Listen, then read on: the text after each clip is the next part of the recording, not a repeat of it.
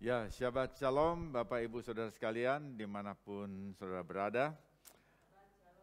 Kita bersuka cita dapat kembali berjumpa dalam ibadah Syabat secara virtual. Ini selalu menjadi satu kesempatan yang indah dalam kehidupan kita pribadi maupun juga keluarga dan juga komunitas. Kita akan sama-sama belajar firman Tuhan dari Parasyat Vayeshev. Tapi sebelumnya mari kita berdoa. Bapa dalam surga, terima kasih ya Tuhan untuk kasih karunia dan kasih setia Tuhan yang Tuhan berikan kepada kami. Terima kasih untuk pertolongan, penyertaan Tuhan, perlindungan Tuhan kepada kami sekalian. Sehingga kami boleh ada dan kami boleh memuliakan nama Tuhan dengan tubuh yang sehat. Kami bersyukur ya Tuhan untuk semua yang Tuhan berikan kepada kami. Dan saat ini kami juga bersyukur untuk hari Syabat yang Tuhan berikan kepada kami, sehingga kami semua boleh berhenti dari hal yang lain dan kami boleh memberikan hati dan pikiran kami kepada Tuhan, kepada pengajaran-Mu, firman-Mu ya Tuhan, sehingga kami boleh diperbaharui, kami boleh dicerahkan untuk terus mengiring Tuhan sebagai murid-murid Mesias di atas bumi ini. Dan terpujilah nama-Mu ya Tuhan, dan saat ini kami mohon Bapa Engkau mengurapi pemberitaan firman, mengurapi pengajaran-Mu ya Tuhan, supaya kami boleh mendapatkan banyak hal yang menjadi rancangan Tuhan, yang menjadi kehendak Tuhan dalam firman-Mu bagi kami pribadi maupun juga sebagai keluarga, sebagai komunitas ya Tuhan. Kami mohon pimpinan Tuhan, Ruh HaKodes membukakan hati kami semua kepada kebenaran firman Tuhan. Tutup bungkus kami sekalian dalam kuasa darah Mesias Yeshua ketika kami duduk tenang mendengar firman Tuhan. Dan kiranya Bapak setelah kami mendengar, kami juga boleh menceritakan atau menyampaikan kebenaran itu kepada banyak orang lain, sehingga mereka juga boleh hidup dalam kebenaran firman Tuhan. Di dalam nama Mesias Yeshua kami berdoa dan mengucapkan syukur. Amin. Ya, baik Bapak Ibu, saudara sekalian, kita juga akan sebelumnya saya akan membacakan berkat pembacaan Torah atau pembelajaran Torah. Baru ata Adonai Eloheinu melech haolam asher kidishanu mitzvotav vetzivanu la'asok b'divrei Torah. Diberkatilah Engkau junjungan Tuhan kami, Raja semesta alam yang menguduskan kami dengan perintah-perintah-Mu dan memerintahkan kami untuk mempelajari kata-kata Torah. Amin. Sebelum kita juga mendengar lagi, kita mengucapkan ikrar persekutuan kita. Ini sesuatu yang biasa dilakukan ketika kita berjumpa offline, tapi juga di online juga tetap kita kita ucapkan ikrar persekutuan kita. Mari yang di gereja boleh bangkit berdiri ya, supaya sama seperti biasanya. Mari kita ucapkan bersama-sama. Dengan sukacita aku bersekutu dengan junjungan Yeshua HaMashiach, yang adalah jalan kebenaran dan kehidupan, sumber keselamatan kekal. Seperti carang yang tetap melekat pada pokok anggur, demikian aku tinggal dalam kasih-Nya, dengan melakukan segala perintah-Nya. Aku ada seperti yang dikatakannya aku ada. Aku akan jadi seperti yang dikatakannya aku akan jadi. Kehidupan yang berbuah lebat bagi kemuliaan-Nya. Firman Tuhan itu pelita bagi kakiku dan terang bagi jalanku. Ia tidak akan kembali dengan sia-sia. Ia akan berhasil dalam perintah-Nya. Langit dan bumi akan lenyap, tetapi janji Tuhan kekal selamanya. Haleluya, amin. Ya, silakan duduk semua yang ada di gereja. Ya, juga semua kita sekarang perhatikan bagian dari Alkitab kita. Vayeshev ya artinya dan ia tinggal, atau ia duduk ya, ia tinggal. Kejadian 37 ayat 1 sampai 40 ayat 23. Jadi ini ya satu parasa yang memang juga mempunyai banyak muatan ya. Dan saya memberi judul Yosef, pemeran Masiah ben Yosef. Yosef, pemeran Mesias anak Yosef. Ya, jadi itu judulnya, dan dari judul ini kita bisa lihat bahwa parasa ini bicara tentang Masiah ben Yosef. Jadi sesuatu hal yang penting, ini satu parasa yang menarik dan penting untuk kita lihat, bukan saja secara literal. Ya, secara literal kita mendapatkan banyak pelajaran, tetapi juga bukan hanya literal, tapi juga secara dras. Ya, jadi dalam tataran kiasan, dan juga kita bisa lihat nanti ada aspek-aspek sod itu muncul di dalam parasa ini. Tadi parasa ini, ayat-ayat ini yang pertama sudah dibaca oleh saudara Jerry Himawan, baik bahasa Ibrani maupun bahasa Indonesia, dan tapi saya ingin kembali membacanya untuk memberi perhatian, supaya perhatian kita kembali kepada apa yang ditulis dalam Torah. Kejadian 37 ayat 3 dan 4. Israel lebih mengasihi Yosef dari semua anaknya yang lain, sebab Yosef itulah anaknya yang lahir pada masa tuanya, dan ia menyuruh membuat jubah yang maha indah, bahasa Ibraninya ketonet pasim, bagi dia. Setelah dilihat oleh saudara-saudaranya bahwa ayahnya lebih mengasihi Yosef daripada semua saudaranya, maka bencilah mereka itu kepadanya dan tidak mau menyapanya dengan ramah. Ya, saudara, kita membaca ini satu catatan ribuan tahun yang lalu, dan ini adalah catatan yang kita katakan itu historical, karena itulah yang terjadi, begitu ya. Dan parasa ini saya bagi menjadi beberapa bagian. Bagian yang pertama adalah sesama saudara yang tidak ramah.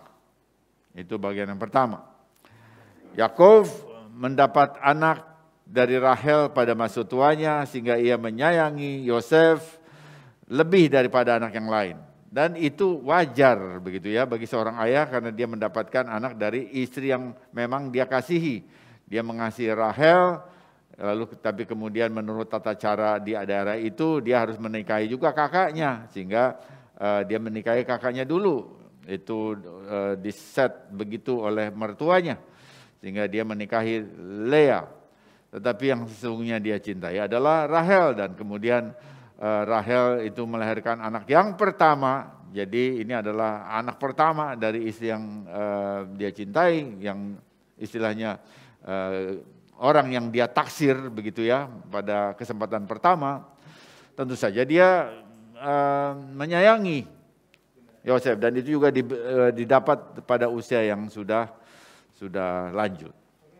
Karena itu dia memberikan satu jubah yang indah. Dalam bahasa Inggris disebut jubah berwarna-warni. Ya, di dalam bahasa Ibrani ini dipakai perkataan ketonet pasim, dan dari istilah ketonet pasim itu stripes. Jadi ada garis-garis begitu ya. Jadi ini bukan berwarna-warna yang ini begitu saja, tetapi ada garis-garisnya, itu maksudnya. Jadi garis-garis yang berwarna-warni. Nah, secara rohani, ciri jubah ini mempunyai arti profetik. Jadi kita bukan cuma lihat itu waktu kita membaca kitab suci ya sebagai orang dewasa, kita lihat ini mempunyai arti profetik. Huruf Ibrani itu mempunyai angka. Jadi huruf Ibrani itu di dalam hurufnya itu juga berarti huruf itu juga berarti angka. Dan dari situ lalu muncullah satu cara penafsiran atau satu bentuk pandangan begitu yang disebut dengan gematria. Gematria itu adalah satu kata itu dicari angkanya. Dan kata untuk pasim itu mempunyai nilai gematria sebesar 190. Dan angka 190 ini sama dengan kata cats Kof Sadi, 2 huruf itu dijumlah, itu total angkanya jumlahnya 190. Artinya Cats itu artinya end, artinya hari-hari akhir atau zaman akhir, begitu ya. Jadi Pasim itu mempunyai end, artinya ends dalam secara gematria. Dan para Hasal, yaitu orang-orang bijak Israel, merujuk bahwa ini punya hubungan dengan kedatangan Mesias di hari-hari akhir. Jadi siapa yang menafsir begitu bukan Kristen tetapi Hasal. Hasal adalah rabi-rabi yang berdiskusi dan kemudian akhirnya menghasilkan kitab Mishnah dan juga kitab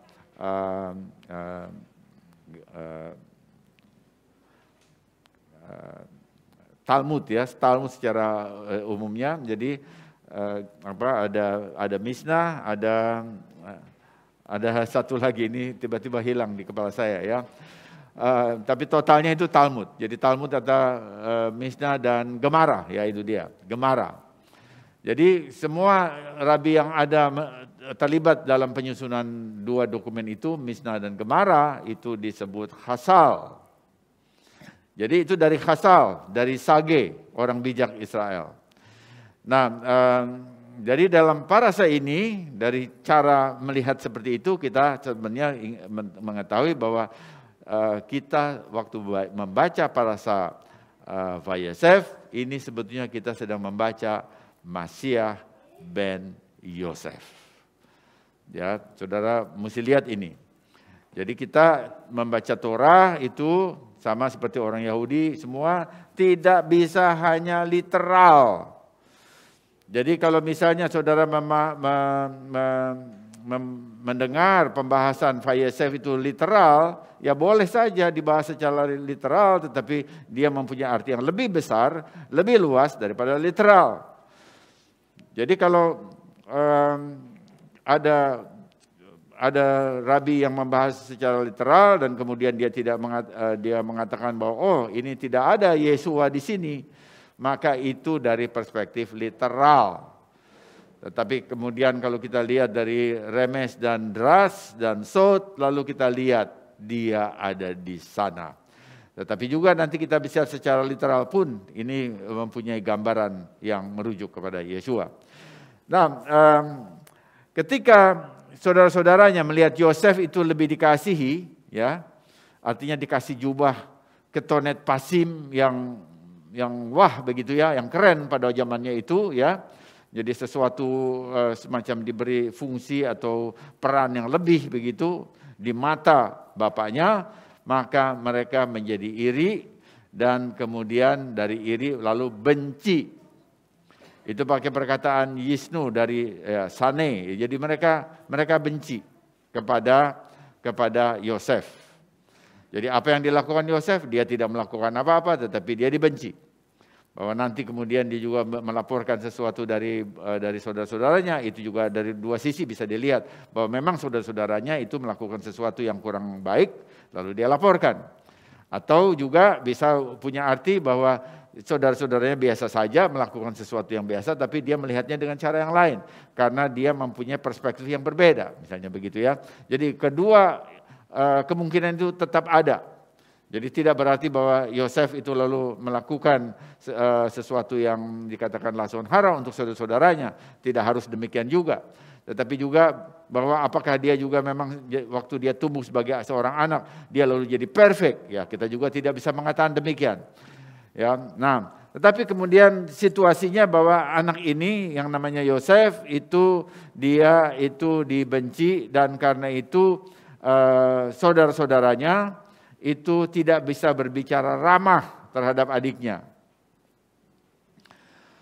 Nah, tetapi dia dalam keadaan kalaupun dia sebenarnya tidak melakukan apa waktu diberi oleh ayahnya ketonet pasim, dia diberi, dia dikatakan tidak minta. Tapi dia diberi. Jadi dia adalah seorang yang pada posisi pasif ya. Tapi kemudian dalam keadaan itu ia mulai tidak disukai atau bahkan disebut dibenci oleh saudara-saudaranya. Jadi waktu saudara-saudaranya berbicara kepada dia, mereka tidak berbicara dengan ucapan yang bersahabat. Ucapan-ucapannya itu tidak bersahabat. Nah sekarang siapa yang memberi ketonet pasim, jubah yang indah itu? Yakov, bapaknya. Lalu pertanyaannya, apakah Yakov itu tidak boleh memberikan jubah itu kepada anak yang dia senangi, anak yang dia cintai, dari istri yang dia cintai? Tentu saja boleh, karena itu adalah ungkapan kecenderungan hatinya. Tapi kemudian keadaan ini menjadi salah ya, menjadi salah dalam settingnya itu jadi salah, sehingga saudara-saudara yang lain itu lalu menjadi tidak suka kepada Yosef. Nah dari sini kita bisa melihat memang satu hal, bahwa seorang ayah itu perlu, kalau dia mempunyai anak, beberapa anak, maka dia harus memperlakukan anaknya itu juga dengan seimbang. Kalaupun dia bisa memberikan sesuatu yang lebih baik kepada Yosef, maka yang lain juga diberi sesuatu juga yang kira-kira mirip seperti itu. Ya ini dari satu segi ya, dari satu segi sebagai seorang ayah. Tetapi kalau kita lihat apakah Yakub kalau begitu dia terpasung sehingga dia tidak bisa melakukan sesuatu yang menjadi kecenderungan hatinya, ya itu juga kebebasan dia. Ya, jadi saudara lihat di sini bahwa suatu maksud yang baik di dalam satu keluarga dari ayah kepada anaknya kemudian dipandang tidak tepat oleh anak yang lain, dan lalu suasana keluarganya menjadi tidak kondusif, kita bilang tidak mendukung, tidak damai sejahtera. Nah ini yang terjadi. Dan ini juga menjadi pelajaran bagi kita untuk menata keluarga, ya khususnya untuk kedua orang tua. Nah, kemudian kita juga lihat di sini waktu kita melihat itu ya, waktu saya menyimpulkan seperti itu, maka itu kita belajar Torah seperti refleksi. Jadi kita lihat Torah begitu, oke, kita mengambil kesimpulan seperti itu. Tetapi Torah juga ini bukan hanya jadi untuk refleksi, tetapi Torah juga merupakan gambaran dari kita sendiri. Jadi kita bukan hanya menilai orang. Waktu kita belajar Torah, kita melihat diri kita ada di situ. Nah ini saya mau sampaikan ini, bahwa ada banyak orang membaca Torah seakan-akan itu untuk orang lain saja. Kita ada di situ juga. Mengapa saya mengatakan kita ada di situ juga? Kalau kita mengaku bahwa saudara kita sesama anak Tuhan itu adalah sesama saudara, maka kita bisa melihat apakah waktu situasi COVID, waktu kita jarang bertemu, bahkan tidak bertemu lagi dengan saudara-saudara kita, lalu kita bisa berkomunikasi dengan medsos, maka bahasa kita tuh baik-baik kepada mereka. Tapi ternyata waktu kita tidak berjumpa lama dengan sesama saudara, lalu kita ada di medsos, bahasa kita itu bahasa yang tidak ramah kepada sesama. Saudara perhatikan ini. Ya, jadi jangan cuma lihat, oh itu keluarganya Yakub, si saudara-saudaranya dengan Yusuf, ya biarin aja dia ada di sana ribuan tahun yang lalu. Itu kan cerita sekolah minggu, sekolah Sabat. Saudara dan saya ada di situ. Ya, kalau kita sekarang melihat bahwa kita sebagai sesama anak Tuhan, dan kita adalah artinya saudara satu sama lain secara rohani. Sekarang saudara nggak pernah ketemu karena COVID hampir 2 tahun. Lalu kemudian saudara dapat komunikasi di medsos. Lalu bahasanya bagus enggak gitu? Itu pertanyaan saya. Ternyata waktu kita ketemu di medsos, lalu kemudian pikirannya entah di mana, yang seorang mengatakan demikian, dengan pikiran dan situasinya, lalu disambar dengan sesuatu kata-kata yang tajam dan akhirnya jadi debat. Akhirnya di mana saudaranya? Di mana saudara seimannya? Di mana katanya sesama anak Tuhan? Nah, lalu saya mulai melihat itu, karena ini kecenderungan itu juga ada di mana-mana. Saya ada di banyak grup, saudara. Grupnya itu grup katanya orang percaya semua. Tapi begitu ada di grup, lalu sebentar aja bicara tentang doktrin, lalu saling serang menyerang. Saling serang menyerang. Dan kalaupun ada di dalam lingkungan satu kelompok, ya kelompok kita, di satu kelompok, di satu gereja begitu, ternyata juga serang menyerang juga. Jadi saya mulai bertanya, ini apa sebabnya begitu ya? Jadi saya sampai kepada ada 3 posisi. Pertama, mengapa demikian?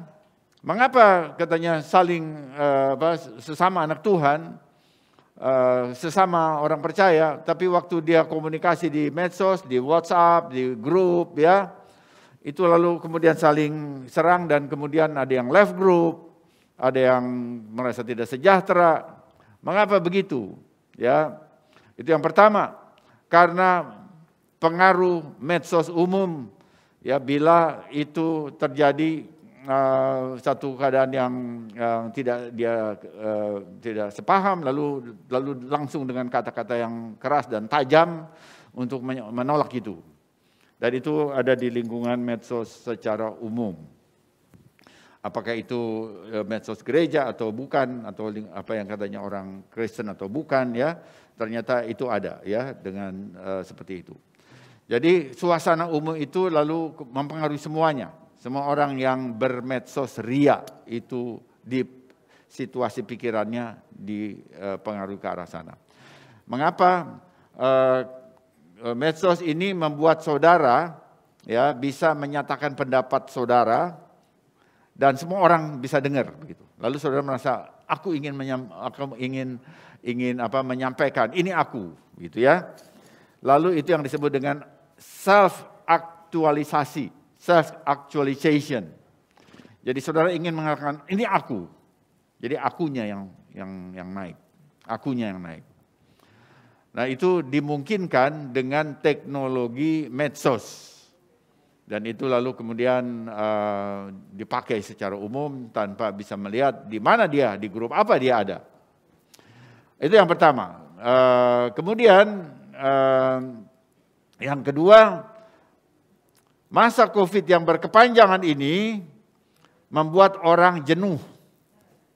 Membuat orang jenuh atau stres, kita bilang begitu ya. Sehingga tanpa disadari, maka dia selalu mengeluarkan kata-kata kejenuhannya itu dia ungkapkan dalam kata-kata dengan kata-kata yang tajam. Sehingga komunikasi apapun dia keluarkannya begitu ya. Karena apa? Karena dia jenuh. Karena dia stres dengan situasi COVID ini. Nah kalau itu terjadi maka sebetulnya saudara harus sadar segera ya. Lalu apa yang harus dilakukan? Ya dilakukan adalah ya saya sarankan kepada saudara yang begitu, coba bersyukur kepada Tuhan. Jadi salurkan satu tekanan dalam diri kita itu disalurkannya secara positif dalam bentuk pujian, bukan cercaan, ya harus diubah itu balance emosi kita, emosi kita tuh ada ininya, balance-nya ada seperti neraca, ya ada neraca emosi. Kita mesti jaga neraca emosi kita. Jadi dan karena kita orang percaya harusnya kita mampu. Nah kalau misalnya sebagai orang percaya tidak mampu, lalu kita itu artinya ada sesuatu yang kurang berjalan dengan baik di dalam kerohanian kita. Oke, itu yang kedua. Yang ketiga, saudara, ekspresi medsos itu pribadi sifatnya. Jadi apa yang saudara ketik di medsos, di WA, di Facebook, itu pribadi sifatnya. Jadi itu menyatakan diri saudara sendiri. Ya, itu menyatakan diri dan sikap dasar orang yang bersangkutan. Sesuatu fakta, kalaupun itu buruk, belum tentu harus diberi kata-kata yang bahkan lebih buruk daripada keadaannya. Nah, jadi satu keadaan yang kurang baik itu lalu kemudian diungkapkan dengan kata-kata bahkan yang lebih buruk daripada keadaan sesungguhnya, itu menyatakan diri orang itu sendiri, sikap dasar orang itu sendiri. Kalau bahasanya kasar, ya begitulah dia. Jadi kalau saudara memakai kata-kata kasar di dalam medsos, ya, padahal itu medsos pemuridan, medsos pria Adonai, atau pria apa lagi yang lain, pria sejati atau apa, pokoknya itu satu medsos untuk pemuridan, lalu saudara memakai kata-kata yang kasar, maka itu sebetulnya menyatakan diri saudara. Jadi saudara memberikan advertisement, iklan, bahwa inilah aku, seorang yang kasar bahasanya. Dan itu sesuatu nilai ya yang saudara harus pertimbangkan, bahwa saudara ingin dinilai oleh orang seperti itu. Jadi itu bukan artinya bahwa kata-kata itu lalu mencerminkan satu situasi, tidak, itu mencerminkan dirimu sendiri. Mencerminkan orang yang memposting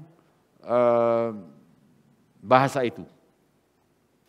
Bukan mencerminkan keadaannya, tetapi lebih mencerminkan, saya katakan, lebih mencerminkan sikap dasar kondisi dalam, kondisi batin, pikiran dari orang yang memposting. Jadi sekarang pertanyaannya, dari 3 keadaan itu mana yang benar? Saya katakan, berpikir siklis, 3-tiganya bisa benar, hanya mungkin takarannya itu berbeda-beda. Jadi saya harap kita lihat ya, bahwa kalau kita sebagai sesama saudara seharusnya kita tidak begitu ya. Ada saatnya kita berbeda pendapat, tentu boleh sekali ya, bisa berbeda pendapat. Tetapi cara menyampaikannya itu juga sesuatu cara yang harus ada tata keramanya, ada jalurnya, ada rambu-rambunya. Nah sekarang apakah kita bisa mengendalikan cara komunikasi kita? Ya tentu kita perlu bisa mengendalikan cara komunikasi kita. Ya, kita harus tahu bahwa selalu kita diajar bahwa Mesias di dalamku itu adalah Mesias di dalamku, itu yang hidupku bukan aku lagi, tetapi Mesias di dalam aku. Ya, kemudian Mesias di dalamku, pengharapan akan kemuliaan Tuhan.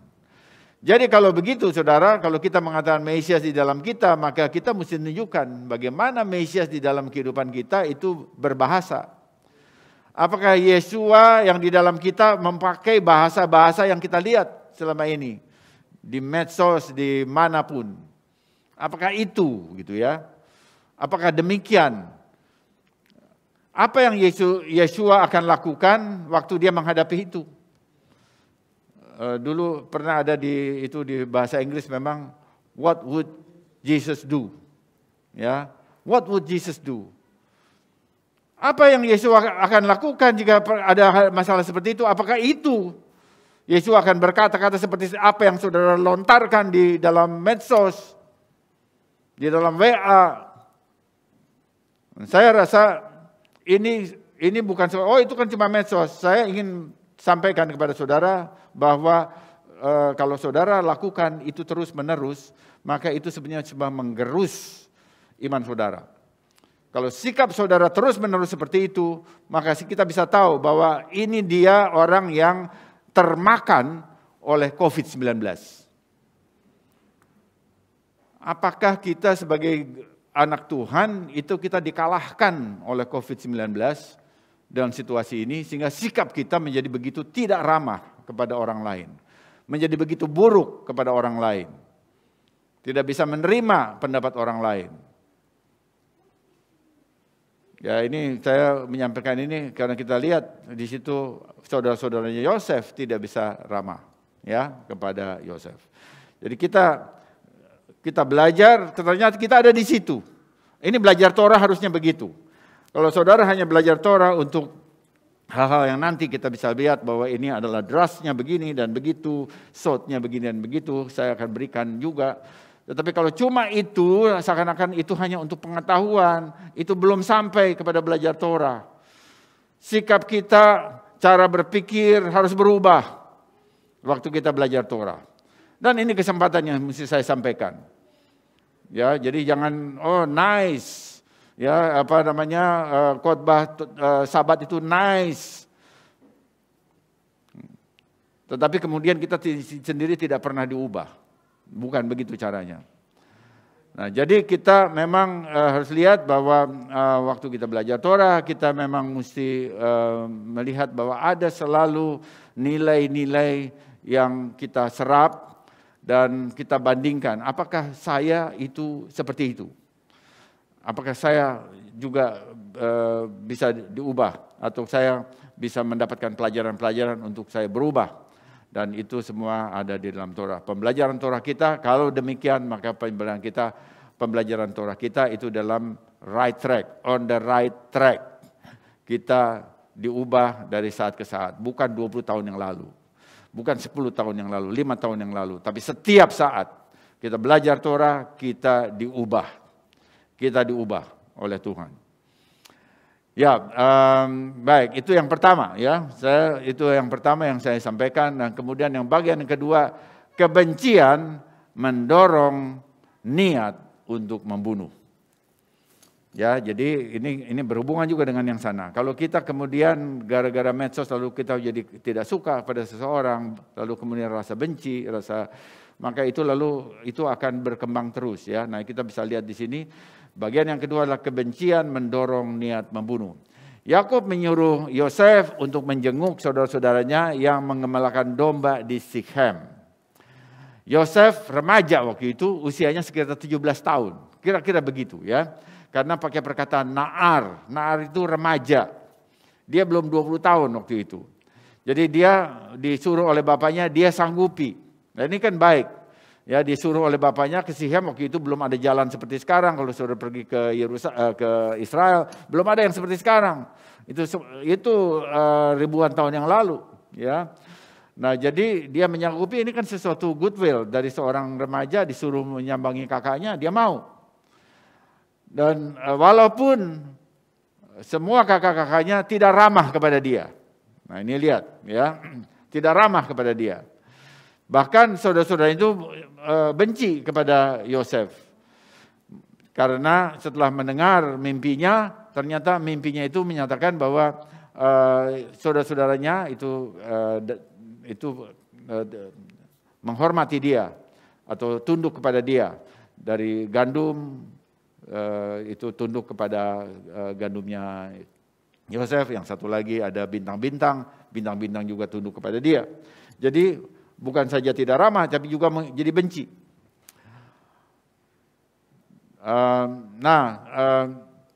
Itu ditambah juga, tadi juga kita mendengar bahwa Yosef itu memberikan laporan kelakuan dari kakak-kakaknya kepada bapaknya. Jadi ini membuat dia benci. Nah, Kejadian 37 ayat 18 ya. Jadi waktu Yosef datang menjenguk kakak-kakaknya, Kejadian 37 ayat 18 mencatat, dari jauh ia telah kelihatan kepada mereka, tetapi sebelum ia dekat kepada mereka, mereka telah bermufakat mencari daya upaya untuk membunuhnya. Nah, saudara, di sini kita lihat kebencian membuahkan niat untuk membunuh. Jadi seseorang tidak akan membunuh kalau dia tidak benci. Jadi benci dulu baru bunuh. Itu kita lihat. Siapa yang mengajarkan begitu? Dari mana saya bisa mendapatkan kesimpulan itu? Dari mana? Dari Torah. Tetapi Torah itu, di sini saudara lihat bahwa Torah itu bicaranya itu dengan cerita, dengan kisah. Dia tidak menuliskan itu secara verbal, eksplisit dalam kalimat kebencian itu mendorong pembunuhan. Dia tidak menulis begitu. Tetapi dari ceritanya kita bisa menyimpulkan demikian. Jadi sumbernya tetap Torah.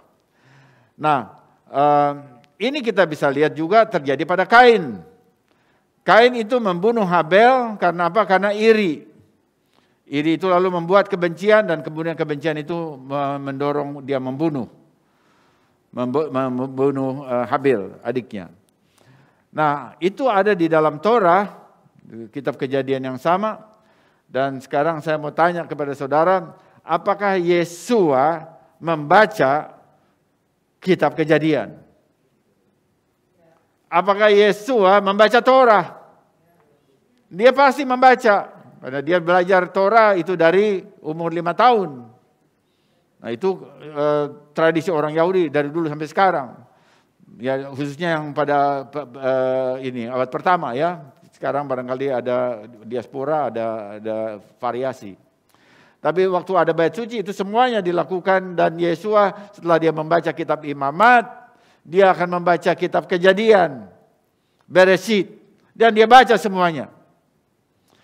Nah, lalu dia seorang yang cerdas. Yesua ada anak yang cerdas. Lalu bagaimana caranya untuk menghalangi orang membunuh saudaranya? Yesua pasti berpikir begitu. Bagaimana caranya untuk menghalangi orang membunuh saudaranya? Lalu Yesua menyimpulkan, dan dia taruh ini di dalam khotbah di bukit. Jangan membenci agar tidak timbul niat membunuh. Kan itu dalam khotbahnya, di khotbah di bukit dia menulis, kita baca di dalam Matius 5 ayat 21, kamu telah mendengar yang difirmankan kepada nenek moyang kita, jangan membunuh, siapa yang membunuh harus dihukum. Ayat 22, tetapi aku berkata kepadamu, setiap orang yang marah terhadap saudaranya harus dihukum. Siapa yang berkata kepada saudaranya kafir harus dihadapkan ke mahkamah agama, dan siapa yang berkata jahil harus diserahkan ke dalam neraka yang menyala-nyala. Ini relevan banget bagi kita sekarang, khususnya di zaman medsos gitu ya. Betapa banyak ungkapan-ungkapan kemarahan muncul di seluruh medsos. Nah, saudara, kita lihat di sini, saudara, kamu mendengar yang difirmankan pada namanya, jangan membunuh, siapa yang membunuh harus dihukum. Itu sebetulnya waktu dia katakan kamu mendengar, ya, kamu mendengar itu adalah lisan, sesuatu yang lisan. Tulisan itu mesti ditafsir, harus diomongkan baru kita bisa dengar. Jadi apa yang didengar? Yang didengar adalah ajaran para rabi. Juga pada waktu itu bisa saja itu mazhab-mazhab itu mengajarkan, lalu kemudian ada di antara mereka yang mengatakan jangan membunuh, siapa yang membunuh harus dihukum. Ya betul, itu ada juga tertulis di dalam Torah. Tetapi dia tidak mengatakan ada tertulis. Saudara perhatikan ini, beda. Kalau dia bicara kepada iblis, dia katakan ada tertulis, itu written, dia baca. Tetapi waktu dia katakan kamu mendengar, itu artinya adalah Torah lisan. Perhatikan baik-baik, kita mesti baca Injil. Saya ingin beritahu bahwa baca Injil harus dengan mindset Jewish. Itu baru dapat 100%. Injil itu bukan ditulis oleh bangsa-bangsa, ya. Termasuk Lukas, saya percaya itu adalah Jewish. Bukan hanya Matius, Matityahu, Mark, semuanya memakai nama-nama digerikakan, tetapi mereka orang Yahudi, termasuk Lukas. Ya, kita bisa berdiskusi untuk itu. Nah, jadi sumber Injil itu Jewish, Yahudi. Jadi waktu kita membaca ini, kita mesti lihat bahwa ini ada di dalam satu budaya Yahudi abad pertama, yang kita katakan itu Judaism bait suci pertama. No, bait suci kedua, Second Temple Period Judaism. Ya, itu kita mesti lihat di situ. Nah, kemudian dia Matius 5:22 itu dia katakan, tetapi aku berkata kepadamu. Nah, di sini dia punya penafsiran, ya, atau respon terhadap apa yang dia dengar. Setiap orang marah kepada saudaranya harus dihukum. Siapa yang berkata kepada saudaranya kafir dan seterusnya tadi sudah saya baca. Jadi marah. Kalau yang marah saja sudah dihukum, yang benci saja sudah dihukum, karena dari kebencian itu marah, dan lalu kemudian atau marah itu jadi benci, lalu kemarahan itu yang kemudian mendorong orang untuk membunuh. Jadi Yesua tahu itu, dan apa yang dia sampaikan di dalam tetapi aku berkata kepadamu, setiap orang yang marah kepadanya harus dihukum, kepada saudaranya harus dihukum, itu datang dari Torah. Karena kita sudah baca. Nah, saya ingin mengambil kesempatan ini bagaimana kita menyandingkan waktu kita belajar Torah, kita pakai seluruh kitab suci. Jadi bahkan kalau katakan, oh kita pakai parasa, oh parasa kan cuma baca 5 buku aja, salah saudara. itu kan pikiran saudara. Waktu kita baca parasah, kita baca seluruh kitab suci. Ini buktinya, saya tunjukkan contohnya. Bahwa waktu kita baca seluruh kitab suci. Dari sini kita bisa hubungan ke wahyu. Dari kitab Keluaran bisa dihubungkan ke wahyu. Itu karena kita baca seluruh kitab suci. Nah, jadi kita lihat di sini setiap Yesua mengatakan bahwa orang yang marah itu dia yang harus dihukum. Karena itu lebih baik jangan marah. Dia cegah marahnya. Kenapa? Waktu orang itu dikatakan, kamu jangan marah, kamu harus cepat meredam kemarahanmu, mengampuni orang, bahkan Rasul Paulus mengatakan sebelum matahari terbenam, itu untuk hal-hal tertentu, tentu saja harus begitu, tetapi ada juga hal-hal yang tidak bisa dalam satu hari lalu selesai, ya, itu lalu kemudian kita selesaikan di Yom Kippur. Nah, itu semua ada di dalam lingkungan orang Yahudi abad pertama, ya, dan kita bisa lihat bahwa kalau marahnya itu kemudian itu diselesaikan, maka dengan sendirinya pembunuhan itu tidak terjadi. Nah, ini yang disebut dengan pagar. Ini yang disebut dengan pagar. Bagaimana kita tidak melanggar perintah jangan membunuh? Bagaimana caranya? Jangan kamu benci. Karena dari kebencian itu lalu kemudian melahirkan anak yang kemudian melahirkan pembunuhan. Orang yang membunuh itu karena dia benci. Lalu saudara katakan, oh kita nggak membunuh secara jasmani, tapi kita bisa membunuh secara karakter. Disebut dengan karakter assassination. Itu juga pembunuhan. Dari mana? Karena benci. Karena marah. Jadi kalau begitu jangan marah. Nah, waktu Yesus mengatakan lebih baik kamu jangan marah, maka karena marah itu juga satu pembunuhan, misalnya begitu ya. Maka itu sesungguhnya dia tidak mengoreksi Torah Mose. Dia justru sedang melindungi Torah Mose. Nah, ini cara berpikirnya lagi ya. Dia sedang melindungi Torah Mose dengan membangun pagar di sekelilingnya. Apa artinya? Jadi Torah itu seperti kalau kita gambarkan, saya gambarkan seperti tanaman buah begitu ya. Ada buah yang bagus di sana, ada bunga yang bagus di sana. Lalu supaya orang jangan menjamahnya atau mencurinya atau mengambilnya dan artinya dengan cara yang tidak tepat, maka itu harus dipagari supaya orang tidak bisa melanggar dia. Sama seperti itu. Torah itu semua perintah-perintahnya sesuatu yang indah yang berasal dari sorga, dari Tuhan, dari Bapa Surgawi. Jangan dilanggar. Bagaimana cara supaya jangan tidak dilanggar? Dikasih pagar. Jadi sebelum kita melanggar perintah jangan membunuh, lebih baik kalau kita marah, cepat selesaikan kemarahanmu. Supaya kalau diselesaikan, dorongan untuk membunuh itu dengan sendirinya tidak ada. Ya, jadi itu yang disebut dengan pagar dan itu ada di dalam Misna. Misna itu ada, ya. Bangun pagar di sekitar Torah katanya. Itu maksudnya dan Yesua melakukan itu. Jadi Yesua juga tidak berlawanan dengan Misna. Yesua sesuai dengan Misna. Ini sesuatu yang juga perlu diketahui oleh setiap orang percaya. Bangsa-bangsa, kita semua. Pembaca Alkitab abad 21 menyangka Yesua menolak Torah. Tidak, dia tidak demikian. Dia memakai Torah sebagai dasar ajarannya. Seluruh khotbah di bukit dasarnya Torah. Ya, jadi membunuh itu karena kemarahan, itu Kain itu dengan Habel. Padahal Habel tidak bersalah. Nah, kemudian kalau ini juga sama seperti tadi, Habel memberikan korbannya itu dari binatang, yang saya percaya itu kambing domba yang dipersembahkan. Lalu Tuhan senang. Tuhan waktu diberikan korban oleh Habel, dia senang. Dan karena itu dia terima.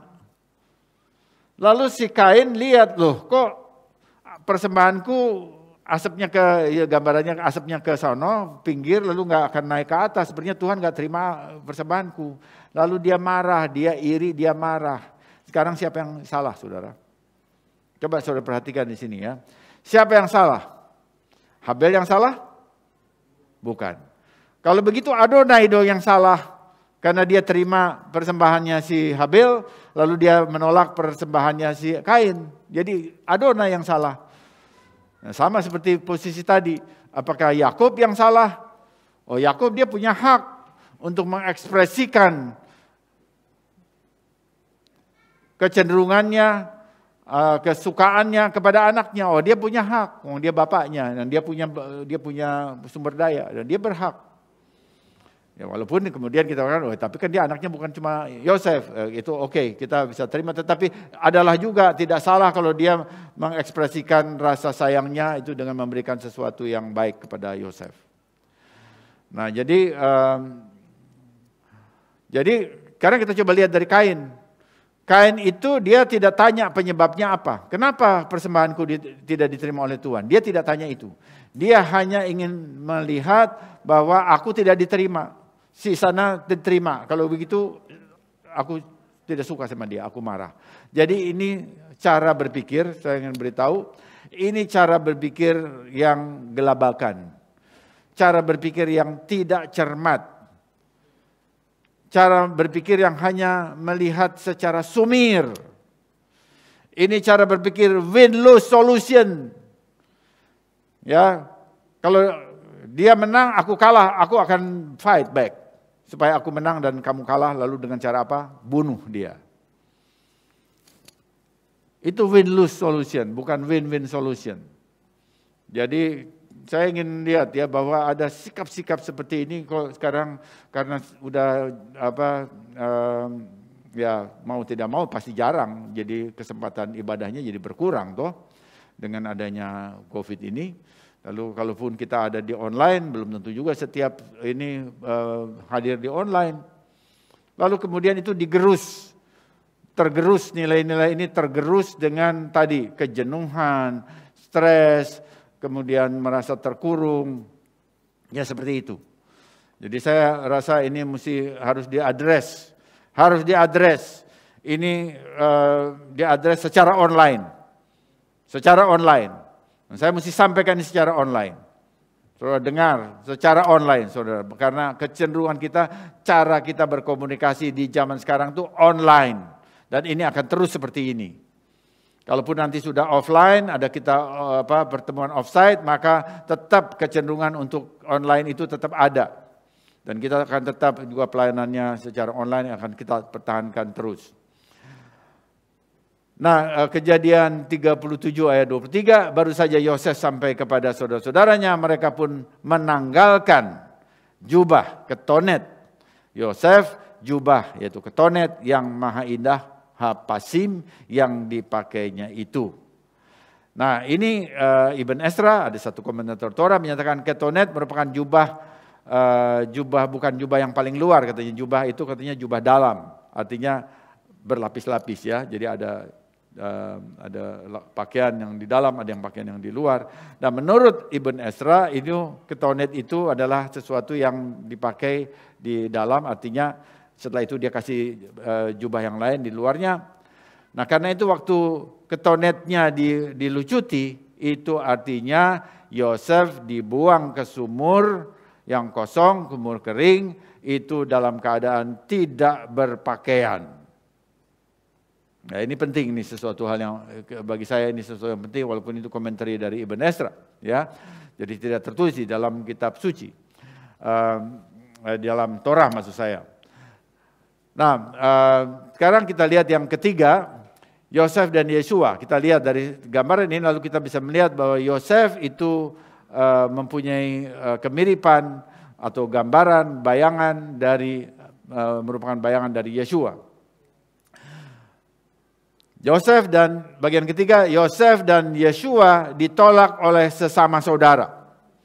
Saudara-saudara Yosef itu bersekongkol untuk membunuhnya karena kecemburuan dan kebencian. Itu saudara baca di Kejadian 37 ayat 18. Ruben berusaha mencegah pembunuhan Yosef. adiknya dan menyarankan mereka untuk melemparkan Yosef ke lubang, ke sumur ya, kita katakan ke sumur. Nah, sebelum melemparkan ke sumur yang kosong itu, mereka mengenakan jubah bergaris berwarna-warni itu yang namanya ketonet pasim. Ini yang diberikan oleh ayah Yosef. Lalu kemudian Yosef itu disarankan oleh Yehuda, ya dijual aja, lalu dijual karena dapat uang kan. Lalu 20 keping perak kepada pedagang budak suku Ismail. Ya, itu kita baca, dan itu kita baca itu secara literal. Nah, sekarang kita coba lihat pola sekarang. Kehidupan Yesua memiliki pola yang sama. Nah, sekarang kita udah masuk ke dras ini ya. Kalau kita pakai pola itu artinya saudara udah masuk ke satu level yang disebut dengan dras. Ya, saya ingatkan ada pesyat, kemudian remes, kemudian dras, kemudian sod. Nah, sekarang tadi kita literal kita baca, tadi ceritanya kita baca secara literal, kemudian lalu kita lihat pola. Nah, waktu kita lihat pola itu sudah didras. Jadi kehidupan Yesua juga sama seperti itu. Para pemimpin agama Yahudi bersekongkol untuk membunuhnya. Itu saudara baca di Yohanes 11 ayat 53. Jadi apa yang dilakukan oleh Yesua? Apakah dia korupsi? Tidak. Ya, dia menyembuhkan orang sakit, dia melayani orang, dan tapi dia juga mengatakan bahwa siapa dia, bahwa dia memang mempunyai satu pelayanan, dan dia menyatakan dia mengenal Bapa, dan dia berasal dari Bapa, dia keluar dari Bapa. Lalu orang-orang ini lalu mulai membencinya, ya itu semua saudaranya, orang-orang Israel, orang Yahudi, dan mereka membencinya dan kemudian mereka bersekongkol untuk membunuhnya. Jadi bunuh begitu ya. Nah, dalam keadaan seperti inilah ini yang disebut dengan sinat hinam, kebencian tanpa alasan. Apa yang dilakukan oleh Yesua bukan maksudnya untuk sampai dibunuh begitu ya. Kalaupun mereka tidak setuju, kenapa harus sampai dibunuh? Nah, itu artinya ada satu tekanan yang besar di dalam dirinya, yang kemudian itu satu kebencian dalam dirinya sehingga melahirkan upaya pembunuhan. Jadi itu disebut dengan sinat hinam. Lalu Yesua dijual untuk perak oleh Yudas. Yudas ini adalah transliterasi Yunani dari nama Yehuda. Yehuda itu Yehudi ya, dari Yehuda itu lalu ada itu Yahudi. Yehudim itu dari Yehuda juga. Nah, jadi kalau begitu, kalau Yosef dijual oleh saudaranya yang usul siapa? Yehuda kan? Yang usul itu Yehuda. Kakaknya yang namanya Yehuda. Ternyata yang menjual dia juga ke bangsa, kepada imam-imam itu juga adalah Yudas yang nama yang sama. Nah, kita lihat ini, lihat pola. Nah, jadi ada banyak nama Yahudi di dalam Perjanjian Baru itu kemudian diyunanikan sehingga kita pikir ini nama lain begitu. Yudas itu lain, tidak, dia adalah Yehuda Ibrani, Yudas itu Yunani. Kita juga bisa lihat Yesua, jadi Yesus itu Yesua adalah Ibrani, Yesus itu Yunani, Yesus itu Latin, dan Jesus itu Inggris, dan Yesus itu Indonesia. Jadi sebetulnya nama-nama Ibrani tapi kemudian diubah sehingga diyunanikan, kemudian dilatinkan sehingga menjadi seakan-akan nama yang lain. Jadi kita lihat ada pola yang sama. Kemudian kita lihat Yesua seperti Yosef juga dilucuti jubahnya. Jadi ketonet pasimnya diambil ya. Menurut para rabi, jubah itu disebut pasim karena 10 saudaranya membuang undi atasnya dan undi itu jatuh kepada Yehuda. Itu di dalam Bereshit Rabbah. Itu satu midras atau khotbahnya para rabi ditulis itu, lalu namanya Bereshit Rabbah, menulis seperti itu. Dengan cara yang sama kita melihat orang Romawi menanggalkan pakaian Yesua. Matius 27 ayat 28. Membuang undi untuk pakaiannya dan membagi-bagikan pakaiannya di antara mereka sendiri. Matius 27 ayat 35. Nah, jadi kita bisa melihat bahwa polanya sama. Dan ini bahkan di Injil itu melibatkan bangsa penguasanya, itu Romawi. Jadi ini bukan sesuatu yang bisa dikarang-karang, ini memang sesuatu yang terjadi. Jadi kita bisa melihat dari segi pola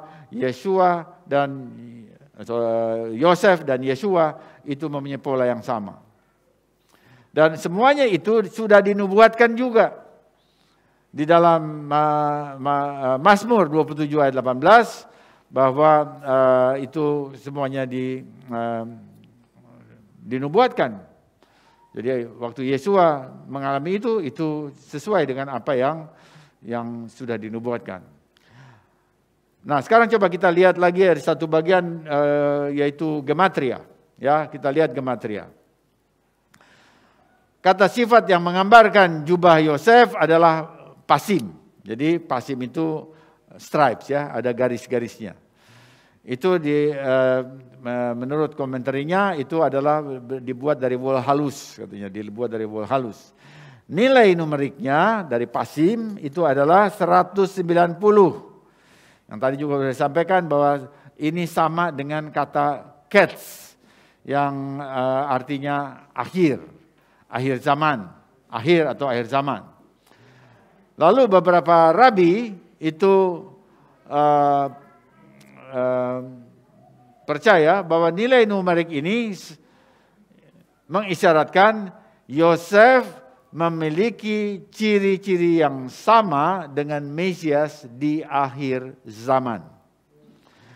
Bahkan bahwa akhir zaman juga sudah diwahyukan kepada Yosef.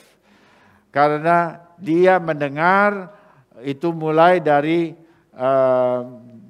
orang tuanya. Orang tuanya adalah Yakub. Yakub itu anak Ishak dan Ishak itu anak Abraham. Dan Abraham yang pertama yang melihat Mesias. Dalam hari-hari Mesias dilihat oleh Abraham. Dan itu kita membaca dalam Yohanes 8 ayat 56. Yesus mengatakan, Abraham bapamu bersuka cita bahwa ia sudah melihat hariku dan ia telah melihatnya dan ia bersuka cita. Jadi mulai dari Abraham sudah kenal Mesias dalam arti ini dia. Secara iman dia sudah percaya kepada Mesias. Dia melihat itu. Kapan melihatnya? Saudara tanya begitu, kapan melihatnya? Saya akan jawab, saudara juga yang lain ya, para rabi juga menyatakan bahwa dia bisa melihat hari-hari Mesias waktu dia menjalankan pengikatan Ishak. Akedah Yitzhak. Akedah Yitzhak itu adalah Yohanes 3 ayat 16. Karena Bapa mengasihi isi dunia ini sehingga ia memberikan anaknya yang tunggal. Karena Abraham mengasihi Tuhan, mengasihi juga semua orang, maka dia mengasihi Tuhan, utamanya dia mengorbankan anaknya Ishak, anak tunggalnya Ishak. Jadi sama. Itu pola, itu dras, itu midras. Jadi Yohanes 3 ayat 16. Yohanes 3 ayat 16 adalah midras dari Torah. Nah, jadi waktu kita membaca Injil, kita memakai pola Torah, lalu kita nangkep keseluruhannya. Ini yang mau disampaikan sebetulnya. Mengapa kita sampai saat ini sudah berkali-kali, sudah 6, 7, mungkin ya 8 tahun barangkali ya. Kita mulai itu selalu memakai parasa Torah. Dan saya merasa bahwa ini tadinya mulai belajar Torah saja, Torah tok begitu ya. Kita sudah tahu Brit Hadasah, lalu kita mau belajar Torah. Pertama pembahasannya Torah tok. Hanya Torah. Mau tahu gimana? Tahun kedua juga Torah dibahas. Walaupun kemudian kita bisa juga lihat hubungannya dengan Mesias. Tapi tekanannya pada Torah. Tapi kemudian setelah itu kita bisa lihat bahwa Torah waktu kita pelajari itu adalah juga sebagai dasar buku kitab-kitab, semua kitab suci ya. Yang 66 itu dasarnya di Torah. Lalu semua bagian di atasnya berkaitan dengan Torah. Lalu karena itu lalu dengan membahas Torah kita bisa hubungkan dengan kitab Nabi-Nabi, hubungkan dengan Brit Hadasah. Dan itu yang kita lakukan sekarang. Tentu saja nanti satu saat, mungkin tahun depan kita bisa ada opsi yang lain ya. Tetapi opsi ini atau cara pendekatan seperti ini sangat fruitful. Saudara bisa lihat the whole Bible, dengan membahas satu bagian kita bisa lihat seluruh kitab suci. Sementara kalau kita membahas cuma dari Injil saja tanpa tahu Torah, lalu jadi sulit sekali. Karena mesti cerita panjang untuk bisa menjelaskan satu ayat seperti Yohanes 3 ayat 16. Kita bahas Yohanes 3 ayat 16, lalu kita mesti bahas dulu pengikatan Ishak. Ya itu panjang banget begitu ya. Nah sekarang kita bahas pengikatan Ishak, sudah kita lakukan beberapa saat yang lalu. Langsung dihubungkan dengan Yohanes 3 ayat 16, oh gampang sekali. Nah jadi kita bisa melihat ini caranya. Ini caranya. Jadi bukan debat. Ini caranya, bangsa-bangsa harus diajar Torah, bukan debat tentang Torah, tentang surat-surat Paulus. Belum sampai sebetulnya. Karena surat-surat Paulus itu ditulis oleh seorang rabi yang mumpuni, sangat mumpuni Torah. Sementara orang-orang yang belajar surat-surat Paulus tidak pernah belajar Torah. Jadi dia belum nyampe begitu. Saya bisa mengatakan begitu. Dia belum nyampe untuk belajar atau membahas surat-suratnya Paulus itu dengan secara tepat. Bahwa ada aspek yang dia bisa lihat, itu oke. Tetapi bahwa keseluruhan aspeknya belum tentu. Karena itu pembahasan kitab-kitab atau surat-surat Rasul Paulus itu hanya kita lihat juga di lingkungan Kristen juga ada yang seperti itu. Tapi tingkatnya profesor. Profesornya yang papan atas. Bukan cuma profesor aja. Profesor papan atas di Amerika, di Hebrew University, di universitas yang terkenal, yang baik, sekolah-sekolah teologi seminar yang baik, papan atas di Amerika Serikat. Saya ingin sampaikan gitu. Saya bisa kasih nama-namanya ya kalau saudara mau lihat. Nah, jadi di tingkat itu. Tapi sekarang kita ingin menyatakan ini juga di tingkat sebagai anggota jemaat, sebagai orang-orang biasa ya. Baik, ya, sekarang bagaimana ini kita lihat kata catch ya. Nah, kata catch ini gematria. Kata catch berhubungan dengan satu kata yang lain, kayits. Kayits. Catch itu berhubungan dengan kayits.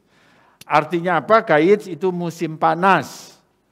Loh, bagaimana sekarang catch itu akhir, sekarang musim panas. Itu apa musim panas? Ternyata di sini lalu butuh lagi satu pembahasan budaya. Ternyata musim panas adalah akhir dari musim pertanian di Israel. Jadi cocok sebetulnya. Jadi catch itu akhir dan kayits itu juga adalah musim panas. Itu adalah musim akhir dari musim pertanian. Nah, ini hubungannya dengan Markus 13 ayat 28 yang dikatakan oleh Yesua. Sekarang pelajarilah perumpamaan tentang pohon ara. Ketika rantingnya melunak dan mengeluarkan daun, kamu tahu bahwa musim panas sudah dekat. Kenapa Yesua mengatakan musim panas di sana? Lalu kita, ya musim panas aja begitu. Nah itu waktu saudara mengatakan, ya musim panas aja, itu cuma literal. Tingkat pesyat itu. Tetapi waktu saudara tahu ini bahwa musim panas itu apa di Israel, itu adalah musim panas adalah akhir dari musim pertanian, maka klik masuk.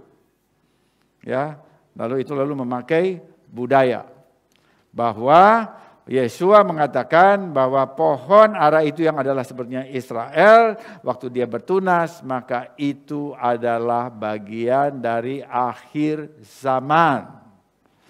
Jadi kalau Israel sudah bertunas, itu artinya sudah bagian dari akhir zaman. Nah ini dipahami dengan gamblang di dalam bahasa Ibrani. Tetapi di dalam bahasa-bahasa lain, lalu dalam budaya lain, lalu itu mesti sekolah dulu begitu ya. Baru seakan-akan, wah baru bisa kalau sekolah. Ya baik aja sekolah, tetapi saya ingin membuka hal-hal ini, saudara dengar itu biasa, itu nggak usah pergi ke sekolah yang formal, tapi itu harus dibuka di khotbah yang didengar oleh anggota jemaat yang biasa, yang tidak sekolah teologi sekalipun. Ya, kebenaran ini sesuatu yang biasa, bukan konsumsinya teolog. Yang seperti ini bukan konsumsi teolog, ini konsumsi orang biasa. Setiap orang bisa mengetahuinya. Nah, juga kita lihat ya, ini ada kata ini, ya saya kira saya harus batasi ya, saya udah 1 jam, saya harus batasi. Saya kira itulah barangkali sedikit yang hubungannya dengan sod, dengan gematria. Yang keempat sekarang, darah kambing dan peran Mesias. Nah, untuk menutupi kejahatan mereka, saudara-saudara ini mengelabui Yakub, bapak mereka sendiri, ya. Jadi Yakub dikelabui anaknya. Jadi kita bisa melihat ini yang tadi dikatakan juga tadi di sekolah Sabat, Ibu Ira mengatakan midah keneget midah, takaran demi takaran. Jadi dia dulu pernah oleh saran ibunya dia mengelabui bapaknya Ishak, sekarang Yakub juga dikelabui oleh anak-anaknya. Jadi ini pas aja gitu. Jadi midah keneget midah. Jadi apa yang dia lakukan dia juga terima apa yang dia lakukan. Nah, lalu saudara-saudaranya itu mencelupkan pakaian tadi ketonet pasim berwarna garis-garis berwarna itu ke kambing, ke darah kambing. Kambing itu disembelih lalu dicelupkan ke sana. Lalu dia bawa kepada bapaknya, "Bapak, apakah ini pakaian anakmu?" Kasih pertanyaan gitu, saudara ya. Dia tidak mengatakan konfirmasi bahwa ini anakmu udah dia tidak gitu. Ya, ini clever, dia kasih pertanyaan. Nah, sekarang pertanyaan kita adalah mengapa mereka memilih kambing? Disebut kambing jelas, ya, bukan domba. Disebut kambing. Lalu pertanyaan mengapa? Jadi ada namanya kitab Yobel.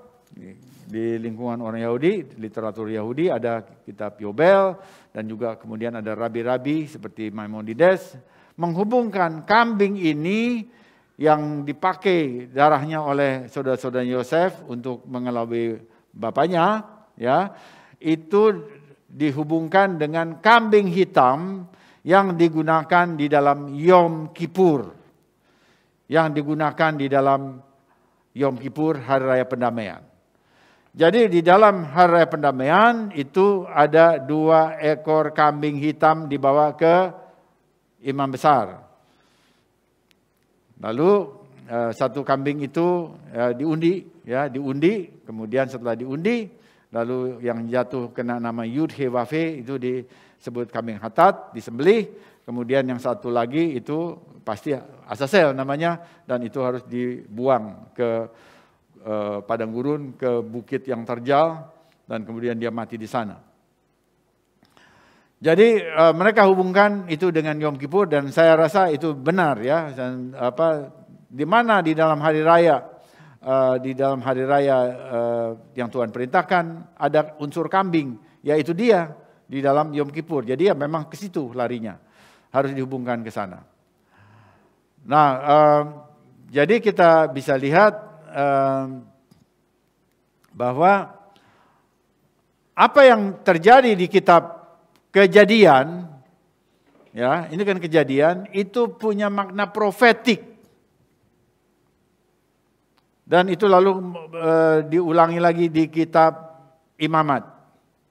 Dan kemudian itu dibawa ke kitab Yesaya. Yesaya 1 ayat 18, jika dosamu merah seperti kirmisi, maka akan diubah seperti putih seperti salju. Nah, itu hubungannya dengan hari Yom Kippur.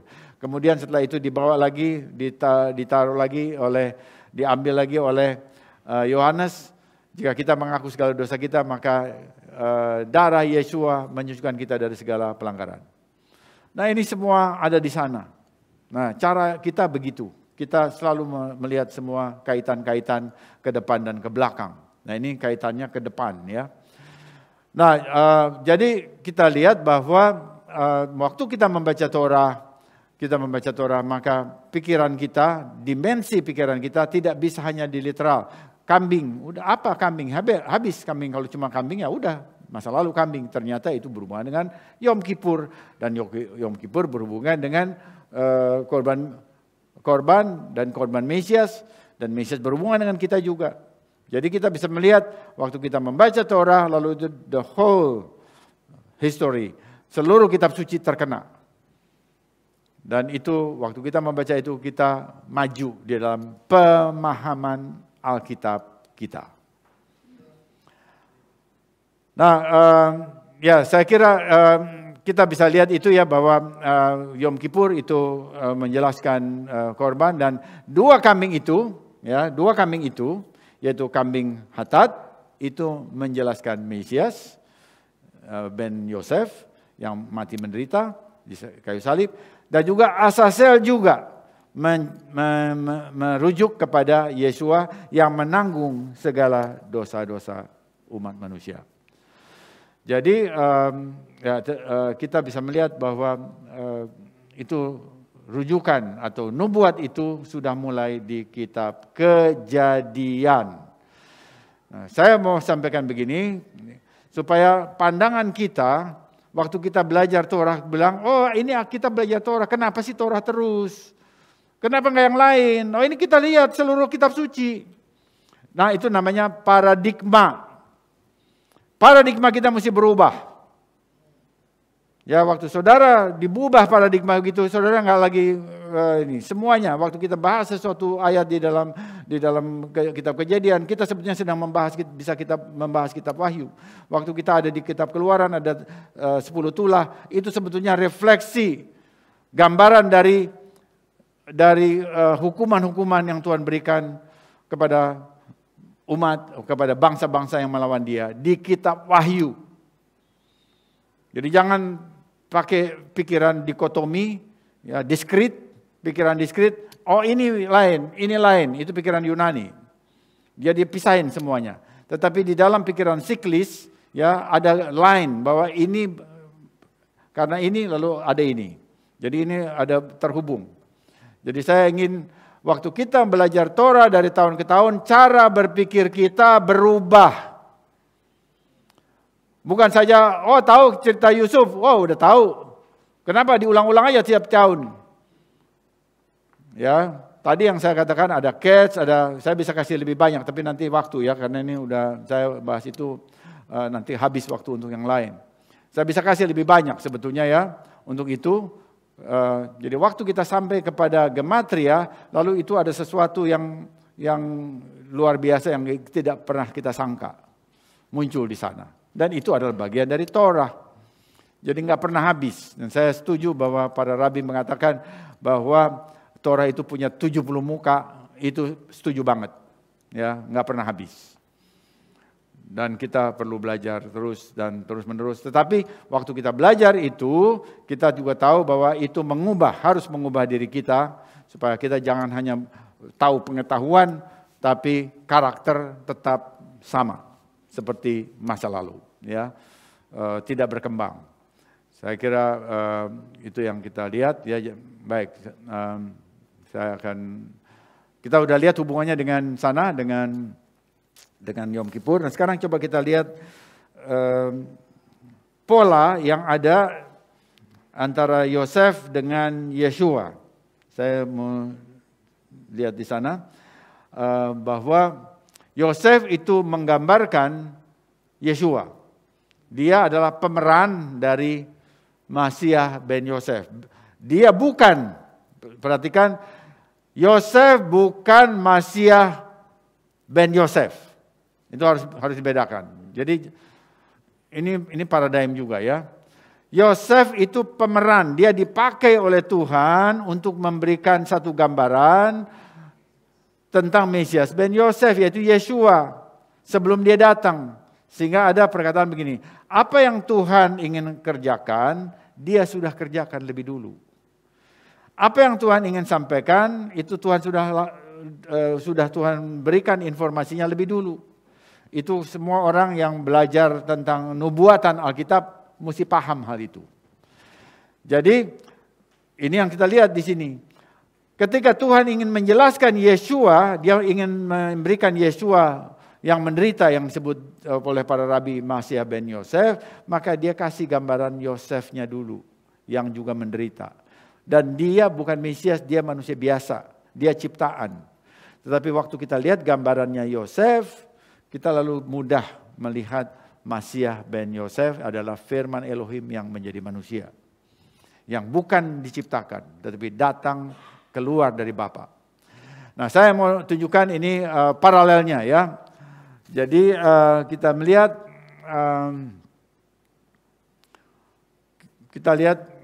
dulu menurut Talmud ya, menurut Talmud 40 tahun sebelum penghancuran Bait Suci, pita merah yang melilit di tanduk kambing Azazel itu berhenti, berubah dari merah ke putih. Dari merah kirmisi kepada putih seperti salju. Itu berhenti. Jadi 40 tahun sebelum Bait Suci dihancurkan. Bait Suci dihancurkan, semua orang dalam sejarah tahu bahwa itu tahun 70 Masehi. Itu artinya bahwa 40 tahun sebelumnya itu tahun 30 Masehi. Dan kira-kira di tahun itulah Yeshua disalib. Jadi mujizat pita merah kirmisi di tanduk Azazel yang pernah kita lihat juga ya waktu kita sampai pada atau membahas Yom Kippur, itu berhenti dari merah berubah jadi putih, biasanya berubah jadi putih waktu dia dilempar dari jurang itu, sekarang berhenti. Tidak ada lagi tanda itu pada kira-kira tahun 30. Nah, tahun 30 itu adalah Yeshua disalib. Yeshua dia lahir bukan tahun 0, tetapi paling tidak tahun -4. Ada yang mengatakan -5, 6 itu sesuai dengan tahun itu Raja Herodes mati. Ya, di situ tes waktunya di sana. Karena Herodes mati setelah dia membunuh anak-anak di Bethlehem. Jadi itu kira-kira -4 sebelum Yeshua tahun 0, -4 sebelum Masehi ya. Nah, jadi kalau gitu Yeshua lahir bukan di tahun 0, karena itu tahun 30 kira-kira itu dia mati di kayu salib. Dan pada waktu itulah mujizat benang atau pita merah itu berhenti. Berhenti untuk berubah menjadi putih seperti salju. Nah, ada beberapa kesejajaran antara Yosef dan Yeshua. Keduanya diangkat dari lubang. Ya, kalau Yosef diangkat dari lubang sumur itu, Yeshua diangkat dari mana? Dari lubang kuburannya, maksudnya dari gua kuburan itu. Keduanya mengatasi godaan dan ujian, baik Yosef maupun Yeshua. Yosef godaan dari istri Potifar dan Yeshua dari godaan iblis. Keduanya dituduh palsu dan dipenjarakan. Ya, keduanya dituduh palsu. Kedua-duanya. Yosef juga begitu dan Yeshua juga gitu. Yeshua kapan dia dipenjara? Dia dipenjara, tetapi penjaranya bukan penjara yang lama, tetapi dia hanya beberapa jam. Tapi dia dipenjara dalam arti begini. Di rumah Kayafas, kita lihat di Galikantu, gereja Galikantu, itu tempatnya Kayafas katanya. Di situ ada lubang besar, saudara. Kita pernah masuk ke sana, ya, lubang besar. Dan Yeshua itu di atas, kemudian di situ ada satu lubang besar, lalu dikatakan begini, di sana ada jendelanya di atas, bahwa Yeshua dilempar, waktu dia beberapa jam itu, dia dilempar begitu saja masuk ke lubang itu. Dia jatuh dan dia tentunya cukup tinggi itu ya, dan dia jatuh dan ya udah di situ beberapa jam, sebelum dia kemudian diproses lebih lanjut. Dia dibuang di sana, dan itu artinya itu saya bilang bahwa itu ada sebentuk dia dikurung di penjara. Jadi ada keadaan seperti itu. Jadi sama seperti yang dialami oleh Yosef. Dan itu ada ya, kalau kita sudah pernah ke Galikantu, gereja Galikantu, di situ ada situsnya. Kita bisa ada di sana, bukan hanya lihat. Kita turun ke bawah dan kita ada di sana. Dan kemudian dia diangkat, keduanya diangkat ke posisi pemerintahan atau kepada suatu pelayanan, kepada ministry, pada pelayanan itu pada usia 30 tahun. Ya, Yusuf juga begitu, Yesua juga begitu. 30 tahun dia mulai melayani. Keduanya menyuruh orang datang kepada mereka untuk makan. Ya, jadi itu kita bisa melihat bahwa itu Yosef menjamu saudara-saudaranya untuk makan. Yesua juga membuat jamuan pada akhir kehidupannya, bahkan sebelumnya juga, tapi yang tercatat yang terakhir itu bersama dengan murid-muridnya. Dan keduanya membuat saudara-saudara laki-laki mereka sujud kepada mereka, baik Yosef maupun Yesua. Kedua-duanya ditolak oleh keluarga mereka. Yosef ditolak oleh saudara-saudaranya, dan Yesua juga pernah dalam satu keadaan dia tidak dipercaya oleh saudara-saudaranya. Masa yang seperti ini Mesias, kan sama-sama lahir dari ibu kita. Kenapa dia jadi Mesias, aku tidak, gitu ya? Atau bagaimana dia bisa jadi Mesias? Bagaimana dia seperti apa yang dia katakan? Nah, itu menjadi kendala bagi orang-orang Yahudi ya. Kalau kita bangsa-bangsa kita langsung bisa terima. Tapi bagi orang Yahudi, karena kita satu bangsa, kenapa dia bisa jadi begitu? Bagaimana dia bisa benar menurut pengakuannya, aku datang dan keluar dari Bapa, sementara kita satu bangsa. Nah, itu menjadi hambatan orang-orang Yahudi, dan kita bisa melihat mayoritas sampai saat ini juga belum bisa menerima seperti itu. Kemudian semua orang Israel dan bangsa-bangsa akhirnya diselamatkan oleh mereka. Yosef adalah juru selamat pada generasinya, ya, dia adalah penyelamat generasinya, manusia pada waktu itu, dan Yesua juga adalah juru selamat bagi seluruh umat manusia.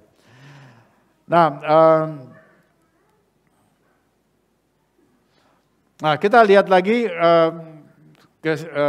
kecenderungan yang sama, pola yang sama. Firaun dan orang Mesir mengakui bahwa Tuhan menyertai Yosef, dan mereka menerima Yosef dan keluarga Ibrani mereka. Siapa yang menerima? Kita lihat siapa yang lebih dahulu menerima Yosef, saudara-saudaranya atau Firaun?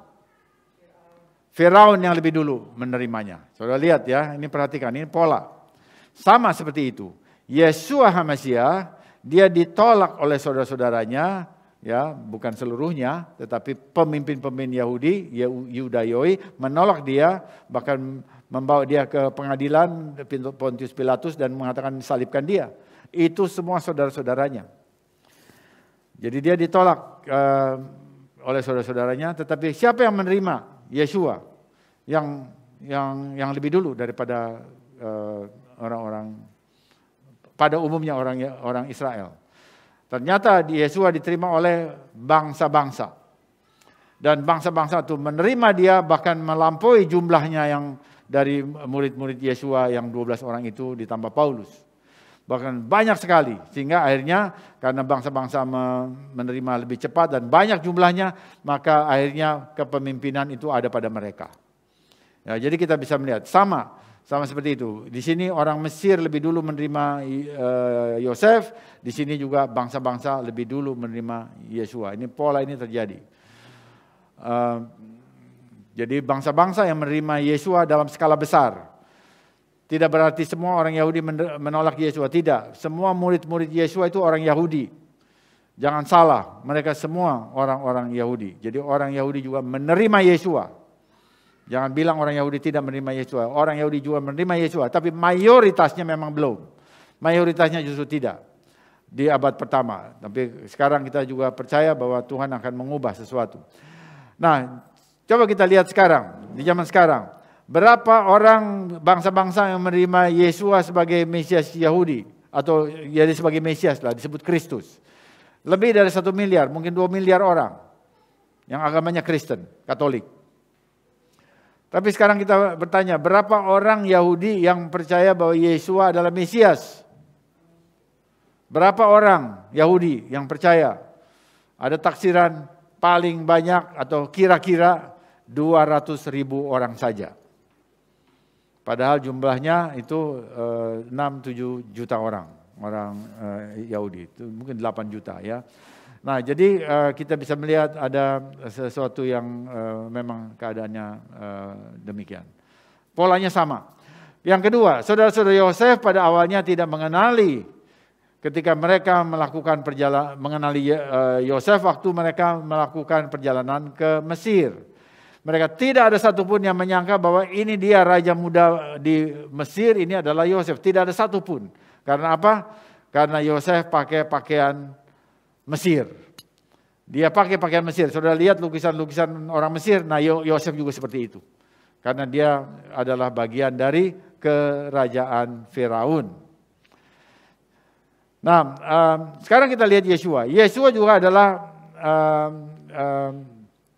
dia sama seperti Yosef, dia adalah Mesias ben Yosef, dia juga sama bahwa dia itu saat ini dia adalah Mesias Yahudi, tetapi kemudian karena yang menerima itu adalah bangsa-bangsa yang lebih banyak menerima dia, maka dia sekarang oleh bangsa-bangsa itu dikasih pakaian, dikasih atribut seperti dia adalah bangsa-bangsa, bukan Yahudi.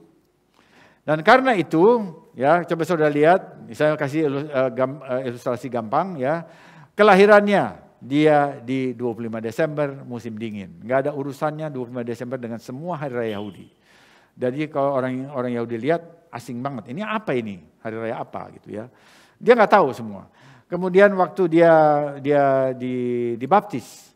Dibaptisnya di gambar-gambar di lingkungan Kristen itu ada dia airnya sedengkul di Sungai Yordan katanya. Lalu kemudian Yohanes Pembaptis ambil air satu genggam gini ditaruh di kepalanya. Artinya Yesua dibaptis dengan cara percik. Ini orang Yahudi nggak ada yang kenal. Baptis apa itu? Ya. Kemudian di perjamuan kudus, di perjamuan terakhir itu jamuan Seder Pesak, itu katanya ini adalah jamuan Yesua dan Yesua pakai 1 anggur dan 1 roti. Orang Yahudi nggak ada yang kenal. Perjamuan apa itu? 1 anggur 1 roti. Dan padahal Yesua melakukan jamuan Seder Pesak. Nggak ada yang kenal. Jadi dengan perkataan lain, bangsa-bangsa yang memang menerima Yesua dalam jumlah yang besar, dalam skala besar, lalu memberikan gambaran, lalu memakai Yesua dalam perspektifnya, dalam persepsinya. Menggambarkan Yesua dalam persepsinya, dengan persepsinya. Sehingga Yesua itu lalu kemudian menjadi Mesias, menjadi Kristus yang adalah Yunani. Dan karena itu tidak pernah dikenal orang Yahudi. Orang Yahudi tidak mau terima Mesiasnya itu Yunani. Karena mereka tahu bahwa Mesias itu diberikan kepada bangsa Israel, bukan kepada dunia. Yang pertama mesti kepada Israel dulu, bahwa nanti untuk dunia ya betul. Tetapi Israel dulu. Karena itu dia harus menjadi Mesias bagi Yahudi. Lahirnya mesti ada di dalam kerangka hari raya Yahudi. Baptisnya mikveh seperti orang Yahudi, mencelupkan diri sendiri. Bukan dicelupin sama orang atau dikasih air. Nah ini saya bicara sejarah ini ya. Bahwa saya ada juga gereja Kristen melakukan itu, oke, Anda melakukan itu. Tetapi kita mesti melihat bahwa Yesua tidak seperti itu. Dan ini kepentingan bersama kepentingan dunia. Bahwa Yesua harus tampil seperti apa adanya secara historis. Dan seperti Mesias Yahudi. Supaya bangsa Israel kenal dia. Dan kemudian waktu dia melakukan jamuan terakhir, itu dia pakai Seder Pesak yang 4 cawan dan 4 kali makan matzah. Bukan wafer, bukan roti tawar. Nah, jadi gambaran seperti ini penting dan ini menjadi tugas ya bagi orang-orang yang mengasihi Yesua dan yang juga yang mengasihi bangsa Yahudi yang merindukan kedatangan Mesias itu segera datang, harus menampilkan ini Yesua secara Hebraik, Yesua sebagai Jewish, sebagai Ibrani. Mengapa saya katakan begini? Harus. Mengapa? Karena Yeshua tidak akan datang jika Israel tidak menyambut dia. Dia mesti di-restore, gambaran Jewishness-nya harus di-restore, dan itu adalah juga bagian dari tugas kita, supaya Israel terbuka. Jadi waktu Yeshua datang, lalu Israel akan mengatakan, Baruch haba b'shem Adonai. Diberkatilah dia yang datang dalam nama Adonai, dalam nama Yud-Heh-Wah-Veh. Karena dia tahu bahwa ini adalah Mesias Yahudi. Nah sekarang kalau dia kemudian disodor-sodorkan terus Mesias Yunani, ya Greko-Roman, Kristos, mereka menolak terus dan nggak ada lagi mereka yang mau terbuka hatinya kepada Mesias Yeshua. Nah ini lalu memperlambat karena waktu Mesias datang itu sebetulnya dia akan datang itu sebagai satu keadaan, ya, ketika bangsa-bangsa mengalami kepenuhannya dan kemudian Israel juga mengalami kepenuhannya. Itu Roma 11 ayat 25. Bahwa bangsa-bangsa perlu penuh dan kemudian kepenuhan bangsa-bangsa mendorong kepada kepenuhan Israel dan kepenuhan Israel itu menarik Mesias turun kembali kedua kalinya. Ini polanya seperti itu. Dan kita bisa melihat ya bahwa Israel tidak bisa menjadi penuh, ya ini satu poin penting. Israel tidak bisa menjadi penuh jika bangsa-bangsa belum penuh. Bagaimana bangsa-bangsa penuh? Bangsa-bangsa penuh waktu mereka percaya Yeshua Mesias dan kemudian mentaati Torah. Dan lalu menampilkan Yeshua seperti yang ditampilkan oleh Injil, Judaism abad pertama, dan seperti yang ditampilkan oleh Torah. Baru kemudian Israel akan terbuka, dan waktu Israel terbuka mereka mengalami kepenuhan Israel, ya, dan kepenuhan Israel itu akan membawa Yeshua turun kembali, datang kembali yang kedua kalinya. Dan itu artinya saudara dan saya saat ini bukan jadi mesianik, kita percaya kita baca Torah, enggak begitu. Saudara mesti menyampaikan, kita semua harus menyampaikan bahwa Yeshua yang otentik, Yeshua yang historical, itu adalah Yeshua yang Ibrani. Yeshua yang taat Torah dan menggenapi seluruh Torah. Dan penggenapan Yeshua akan Torah itu tidak berarti bahwa Torah sudah diakhiri. Tidak begitu artinya. Tapi kita lalu Torah itu kita hidupi juga. Sesuai dengan kita sebagai bangsa-bangsa, kita tetap bisa melakukan Torah. Dan waktu Israel melihat Yeshua yang Ibrani menghasilkan umat yang taat pada Torah, yaitu bangsa-bangsa, maka mereka nggak bisa menolak lagi. Mereka mesti terima bahwa Yeshua adalah Mesias Ibrani yang dijanjikan, Mesias Yahudi yang dijanjikan, dan pada saat itulah Yeshua akan datang kembali. Kedua kalinya. Ya, saya kira itu bagian yang tadi ya. Nah, sekarang kita lihat untuk mengakhirinya ada satu bagian. Kita lihat Yosef sekarang. Bagaimana Yosef yang dipenjara itu bisa sampai ke istana? Bagaimana Yosef yang dipenjara bisa sampai ke istana? Dia yang sudah dibuang oleh saudaranya, ditolak oleh saudaranya, dijual, kemudian dia mengalami masuk ke rumahnya Potifar dan ternyata Tuhan memberkati dia sehingga dia diberkati, dia berhasil, ya semua kerjaannya dilakukan dengan baik. Tapi kemudian dia dicobai, ya, dan kemudian istri tuannya ingin berbuat serong dengan dia karena Yosef itu parasnya baik, parasnya elok. Dia ganteng lah, kita bilang begitu ya. Jadi dia dicoba dijebak oleh istri Potifar, tapi dia menolak. Dan ini luar biasa, anak muda 20 tahunan ya, dia menolak. Dia menolak itu dan dia lari, dan itu bagus. Bahwa terhadap godaan seperti itu, satu-satunya cara adalah lari dari cobaan seperti itu. Ya, dan ini itu satu contoh yang luar biasa dari Yosef. Jadi dia menjaga kekudusannya. Nah, tapi akhirnya dengan itu lalu dia difitnah dan dijebloskan ke penjara. Saudara lihat perjalanannya kok dari anak kesayangan Bapak dengan kesalahan pasim datang merosot, akhirnya jadi di penjara. Ini sebetulnya bagi orang yang mempunyai self pity, rasa mengasihani diri sendiri, ini bisa menjadi sesuatu kepahitan hati. Dan dia reasonable. Alasan kok aku bagaimana nggak bisa pahit hati kalau jadi hidupku jadi begini. Asli itu logis. Itu kepahitan, bisa jadi kepahitan. Nah, kalau orang kepahitan, perhatikan saudara, kalau orang kepahitan maka dia itu cenderung self-centered. Dia hanya memperhatikan dirinya sendiri. Karena aku begini, karena ini dia bahas dirinya sendiri, terus dia bahas dirinya sendiri. Itu orang self-centered.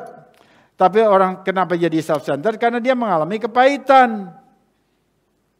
Dia merasa ketidakpuasan, dia kecewa, lalu kemudian jadi efeknya itu jadi memperhatikan diri sendiri, mengasihani diri sendiri. Kalau ada sesuatu lalu, aku diperlakukan begini, aku memang begini. Tuhan ada enggak, adil enggak dia? Lalu semuanya seakan-akan dia diperlakukan dengan tidak baik dan dia selalu dirugikan, selalu ketidakadilan jatuh kepada dia. Dan kalau orang yang seperti itu, maka itu kita katakan dia itu kalah. Dia orang yang kalah. Dia adalah pecundang dalam perlombaan kehidupan. Kalau dia jadi begitu. Nah, sekarang coba kita lihat. Yosef mengalami semuanya itu, apakah dia jadi pecundang? Nah, ini bagian ini akan menjelaskan, terakhir ini akan menjelaskan. Ternyata Yosef dia tidak menjadi pecundang, dia tetap mempertahankan sikap sebagai pemenang. Dia seorang pemenang dan dia tidak berubah walaupun dia dijadikan masuk dalam penjara. Jadi dari mana kita bisa tahu ya? Jadi Yosef dia tetap hidup setia kepada Tuhan, dia tetap hidup kudus. Biasanya orang yang kalau kecewa ya, kalau orang itu kecewa, dia akan sembarangan sama hidupnya. Kalau dia kecewa sama Tuhan, coba perhatikan saudara. Kalau Yosef itu dia kecewa karena dia dari kesayangan bapaknya, dia dijual, dia masukin sumur, kemudian dijual oleh saudara-saudaranya yang harusnya membela dia. Maka dia bisa mengatakan, kenapa Tuhan begini? Kenapa Tuhan kasih mimpi bagus-bagus, kenapa sekarang aku jadi begini? Lalu dia kecewa sama Tuhan. Dan orang yang kecewa sama Tuhan cenderung ingin menyakiti Tuhan lebih. Gimana caranya? Yosef mau menyakiti Tuhan. Bagaimana? Dia ikuti godaan untuk berzina dengan istri Potifar. Kalau dia orang yang sakit hati, dia orang yang memelihara kekecewaan, dia akan main sama istrinya Potifar. Karena Tuhan gak menyertai aku. Karena Tuhan membiarkan aku dalam keadaan seperti ini. Tapi dia tidak begitu. Dia bukan mentalitas pecundang. Dia pemenang. Dan apa yang dia lakukan di penjara, ini saya buktikan bahwa di penjara dia melihat orang-orang di sekitarnya. Dia tidak self-centered. Dia tidak berpusat pada dirinya sendiri. Dia memperhatikan orang-orang lain. Dan di situ dikatakan jelas, dia Kejadian 40 ayat 6 katakan, ketika pada waktu pagi Yosef datang kepada mereka, segera dilihatnya bahwa mereka bersusah hati, murung. Jadi apa yang saudara baca di sana, dia memperhatikan orang lain, padahal sebetulnya orang yang mentalitasnya pecundang, orang yang penuh kepatihan hati, ingin diperhatikan lebih. Tapi dia disuruh memperhatikan orang lain. Dia tidak mencari perhatian, caper. Dia bukan orang mental seperti itu. Itu mentalitas kalah, mentalitas pecundang, pengen dapat perhatian terus. Dia justru memperhatikan orang lain. Apa yang dia lihat? Dia perhatikan kebutuhan orang-orang di sekelilingnya. Nah, ini mentalitas pemenang. Ia mau mendengar kesusahan mereka. Dan ini adalah kekuatan. Ketika seorang mau dengar orang lain, padahal dia sendiri juga ada di dalam keadaan yang barangkali juga bukan terlalu happy-happy amat, tapi dia masih mau dengar orang lain, itu kekuatan namanya. Itu kekuatan rohani.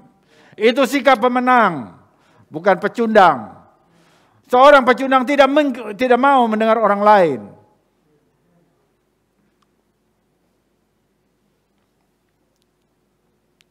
Kejadian 40 ayat 9 mengatakan, kemudian juru minuman itu menceritakan mimpinya kepada Yosef. Katanya, dalam mimpiku itu tampaklah ada pohon anggur di depanku. Pohon anggur itu ada 3 carangnya dan baru saja pohon itu bertunas, bunganya sudah keluar dan tanda-tandanya penuh dengan buah anggur yang ranum. Dan di tanganku ada piala Firaun. Buah anggur itu kuambil, lalu kuperas masuk ke dalam piala Firaun, kemudian kusampaikan piala itu kepada Firaun. Lalu pada waktu Yosef itu dia dengar ini sebagai satu exercise bagi dia. Waktu dia dengar ini, lalu pada saat itu dengan hatinya yang mau mengasihi, hatinya yang setia kepada Tuhan, lalu saat itu juga hikmat Tuhan mengalir. Saat itu juga hikmat Tuhan mengalir dalam dirinya Yosef. Lalu dengan hikmatnya Tuhan, lalu dia buka arti mimpi itu. Ya, saudara perhatikan ini. Waktu dia dengar orang itu, dia kasih perhatian pada orang itu, dia dengar kebutuhannya, lalu hikmat Tuhan langsung ngalir. Artinya ada sesuatu yang Tuhan berikan kepada Yosef dan lalu dia pakai. Dan kemudian dia mengatakan juru minuman Firaun itu akan dibebaskan. Lalu dia berpesan, kalau nanti kamu sampai kepada Firaun, kamu juga ingat saya. Gitu ya. Dan benar, persis seperti yang dikatakan, juru minum itu dibebaskan.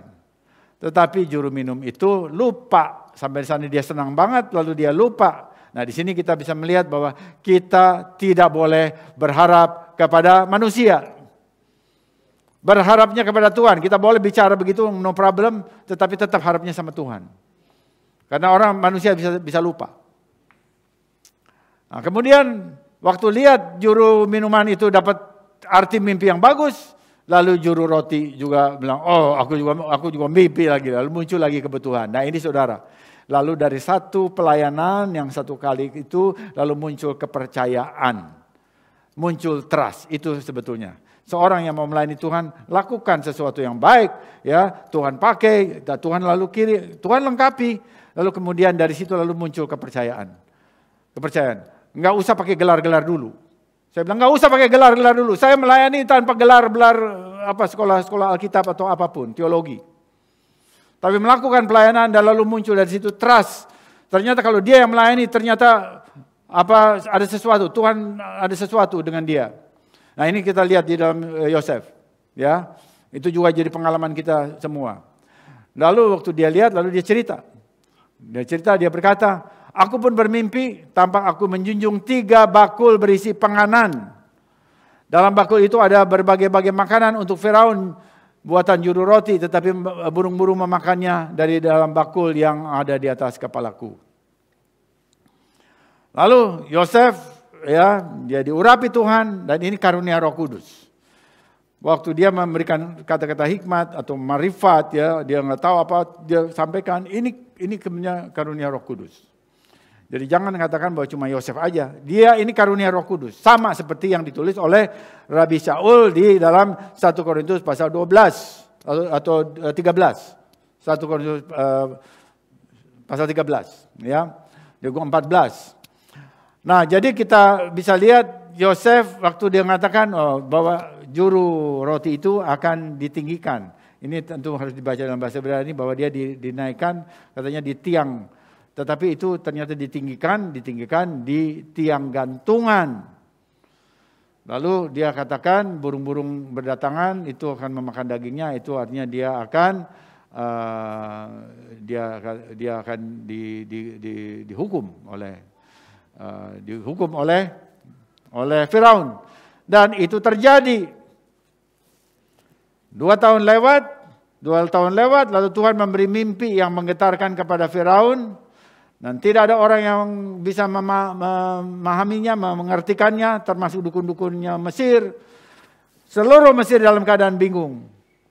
Dan kemudian disitulah juru minuman itu yang tadi dikasih omongan oleh Yosef, tiba-tiba ingat dia. Lalu, oh ada orang Ibrani waktu aku di penjara itu dia bisa mengartikan mimpiku. Dia lapor sama Firaun, ya, dan Firaun panggil Yosef, dan disitulah waktu Yosef dengar lagi mimpinya Firaun, karunia hikmat marifat dari Tuhan kembali memenuhi dia, dan secara luar biasa dia bisa menyampaikan arti Firaun. Apa yang kita lihat di sini? Apa yang kita pelajari di sini? Pertama pertama bahwa mimpi kedua pelayan Firaun itu menyeratkan gambaran mesianis. Gambaran mesianis. Roti, anggur, cawan, pohon, carang-carang anggur, orang yang digantung di tiang, 3 hari, semuanya itu memberikan rujukan gambaran Mesias. Jadi di dalam mimpi 2 orang ini, kita bisa melihat itemnya itu unsur-unsur dari apa yang dialami oleh Yeshua ketika dia melakukan jamuan seder Pesak. Sudah lihat bahwa mimpinya kedua pegawai Firaun pun itu menjelaskan apa yang dilakukan oleh Yeshua. Unsur-unsur dalam jamuan seder Pesak yang dilakukan oleh Yeshua. Bukan hanya seder Pesak, tapi apa yang dilakukan oleh Yeshua. Nah, dari sana kita bisa lihat ada kematiannya. Tadi juru roti itu juga dihukum mati di tiang gantungan. Yesua juga digantung maksudnya di kayu, ya, dia ada di kayu itu. Jadi kita bisa melihat bahwa apa yang dilihat oleh Yosef pada saat itu dari mimpi-mimpi mereka itu adalah gambaran Mesias ben Yosef. Dan gambaran ini apa yang saya katakan bahwa waktu dia dengar mimpi juru minum dan juru roti itu adalah dia sedang melihat gambaran Mesias di akhir zaman, ya, yang adalah disebut Mesias ben Yosef oleh para rabi. Itu siapa yang menulis gitu? Itu bukan tafsir saya pribadi. Itu adalah ditulis dalam satu dokumen Yahudi yang disebut dengan Sefatai Kohen dalam Yalkut Mosiah. Itu orang Yahudi lihat itu, ya. Jadi lihat bahwa Yosef itu adalah gambaran akan Mesias, itu ada di literatur Yahudi, itu bukan tafsir Kristen bangsa-bangsa pada kesempatan pertama. Kita belajar dari mereka. Ya, saya mesti sampaikan ini supaya jangan kita duluan. No. Ya, mereka lebih duluan. Ya, kita belajar dari mereka. Lalu kemudian kita terus-menerus pada mereka, sementara mereka kemudian menyimpang karena melihat juga ada kekristenan yang kemudian tidak ramah kepada mereka. Kemudian Yesuanya dibuat dengan pakaian-pakaian Yunani Romawi, sehingga mereka nggak kenal, sehingga ini bukan bagian dari mereka. Itu pelajaran pertama. Nah, sekarang yang pelajaran kedua ini devosional. Yosef tidak pernah sampai ke istana Firaun jika dia mempunyai mentalitas pecundang. Jika dia self-centered, perhatikan pada dirinya sendiri. Tetapi kita bisa melihat di dalam bagian yang terakhir ini bahwa Yosef mempunyai sikap peduli kepada sesamanya. Bahwa karena dia peduli kepada sesamanya, maka dia bisa lihat ada masalah di lingkungannya, pada orang-orang itu. Dan waktu dia lihat ada masalah, kemudian dia mau dengar, maka masalahnya diberikan. Lalu urapan Tuhan turun atas dia untuk menjelaskan arti mimpi dari 2 orang itu. Yang dia juga tidak kenal tadinya, yang juga bukan siapa-siapa bagi dia. Tapi Tuhan memakai Yosef untuk memberkati 2 orang itu, ya, dengan informasi, dengan arti mimpi mereka. Nah, karena dia berbicara kepada dia melakukan pelayanan itu, maka juru minum itu lalu menyampaikan kepada Firaun. Menyampaikan kepada Firaun, dan Firaun menyuruh Yosef dipanggil, dan Yosef datang kepadanya, dan kemudian Yosef itu mendapatkan kesempatan melayani lagi, Tuhan memakai dia sehingga dia kemudian diubah posisinya menjadi orang kedua di kerajaan Mesir. Jadi saudara, apa yang kita pelajari di sini?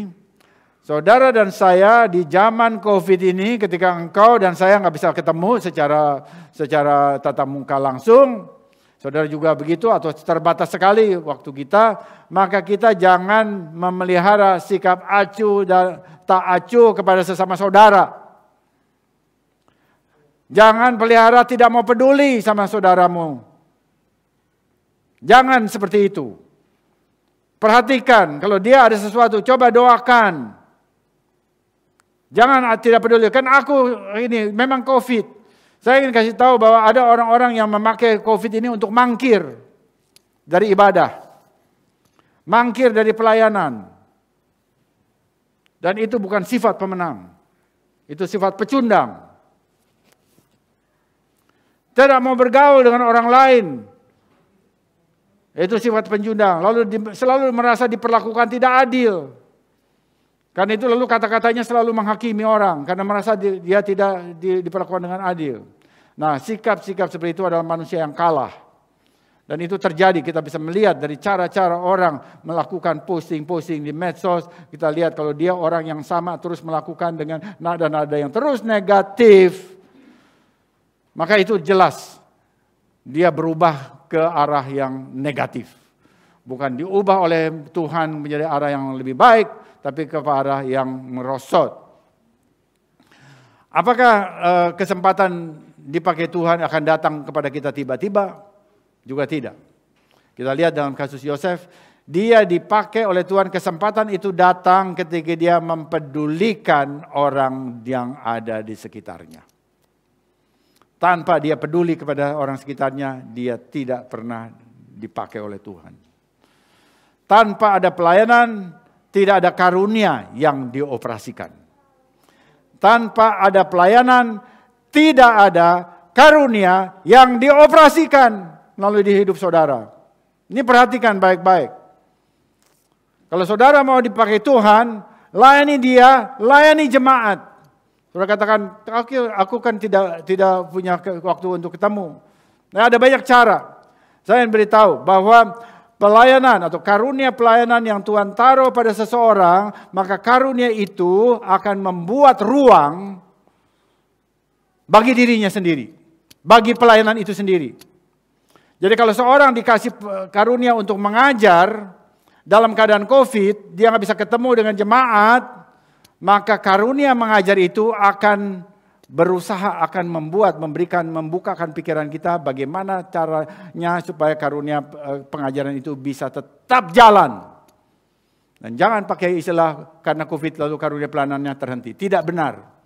Tidak benar, saya katakan bahwa satu karunia itu akan membuat ruangan bagi dirinya untuk supaya pelayanan Tuhan atau karunia Tuhan itu bisa menyebar kepada orang lain. Ya, ini perlu diperhatikan kita semua. Ya, kita perlu bertanya lagi kepada diri kita. Apakah Tuhan taruh satu karunia dalam diriku? Doa sama Tuhan.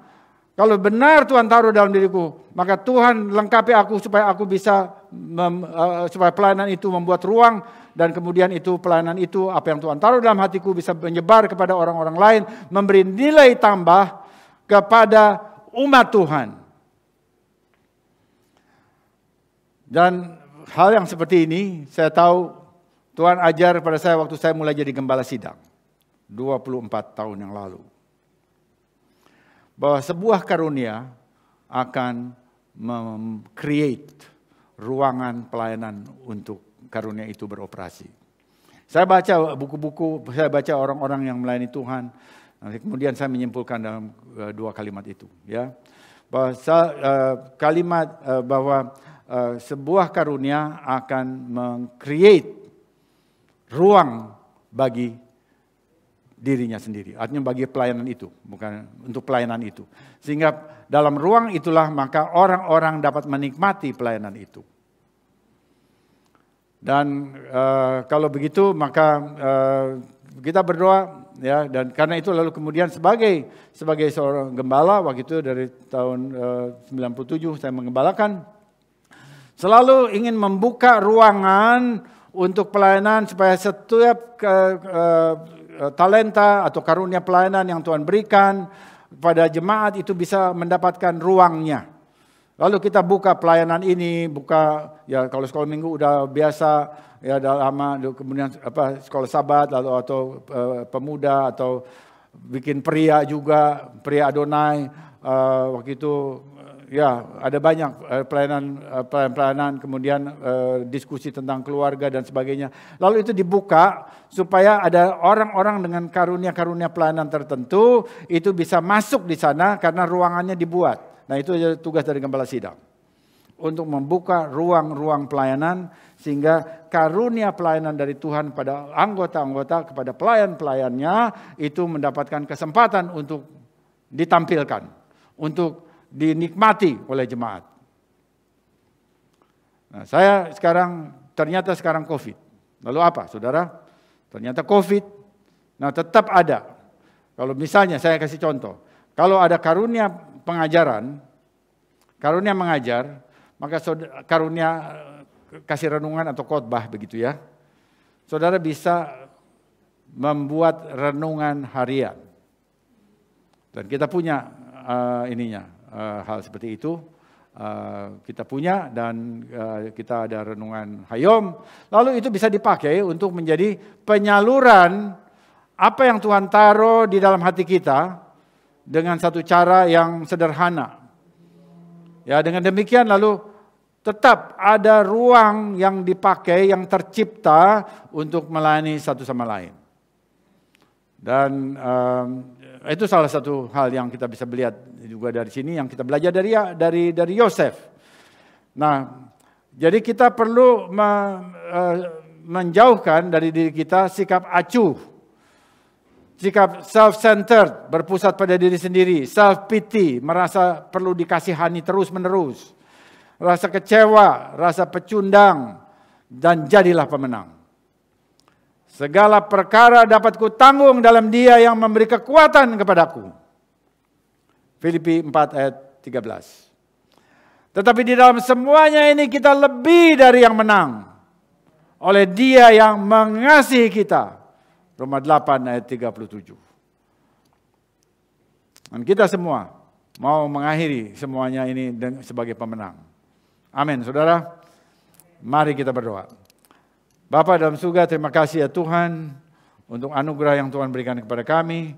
Terima kasih untuk Torah. Terima kasih untuk setiap bagian kitab suci. Seluruh kitab suci yang Tuhan berikan kepada kami. Sehingga kami boleh melihat rencana Tuhan, kehendak Tuhan, dan kami juga boleh melihat apa yang harus kami lakukan ya Tuhan. Dengan teladan kitab suci. Hari ini kami bersyukur kami boleh melihat pribadi Yosef yang adalah gambaran dari Mesias, Ben Yosef, Yeshua HaMashiach.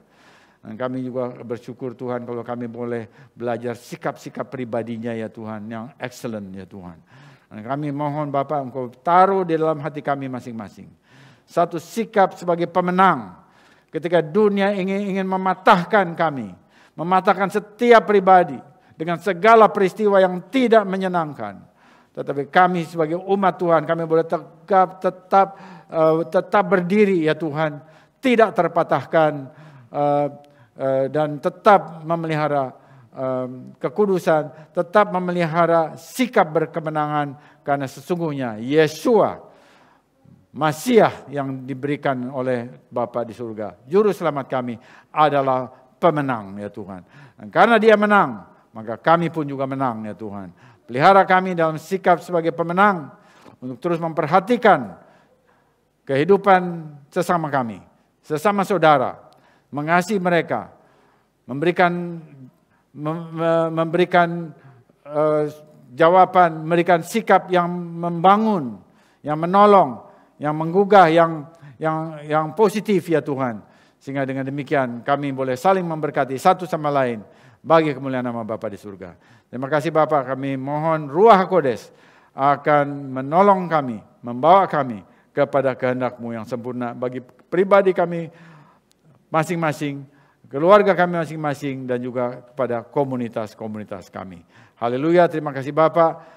Di dalam nama Mesias Yeshua, kami berdoa dan mengucapkan syukur. Amin.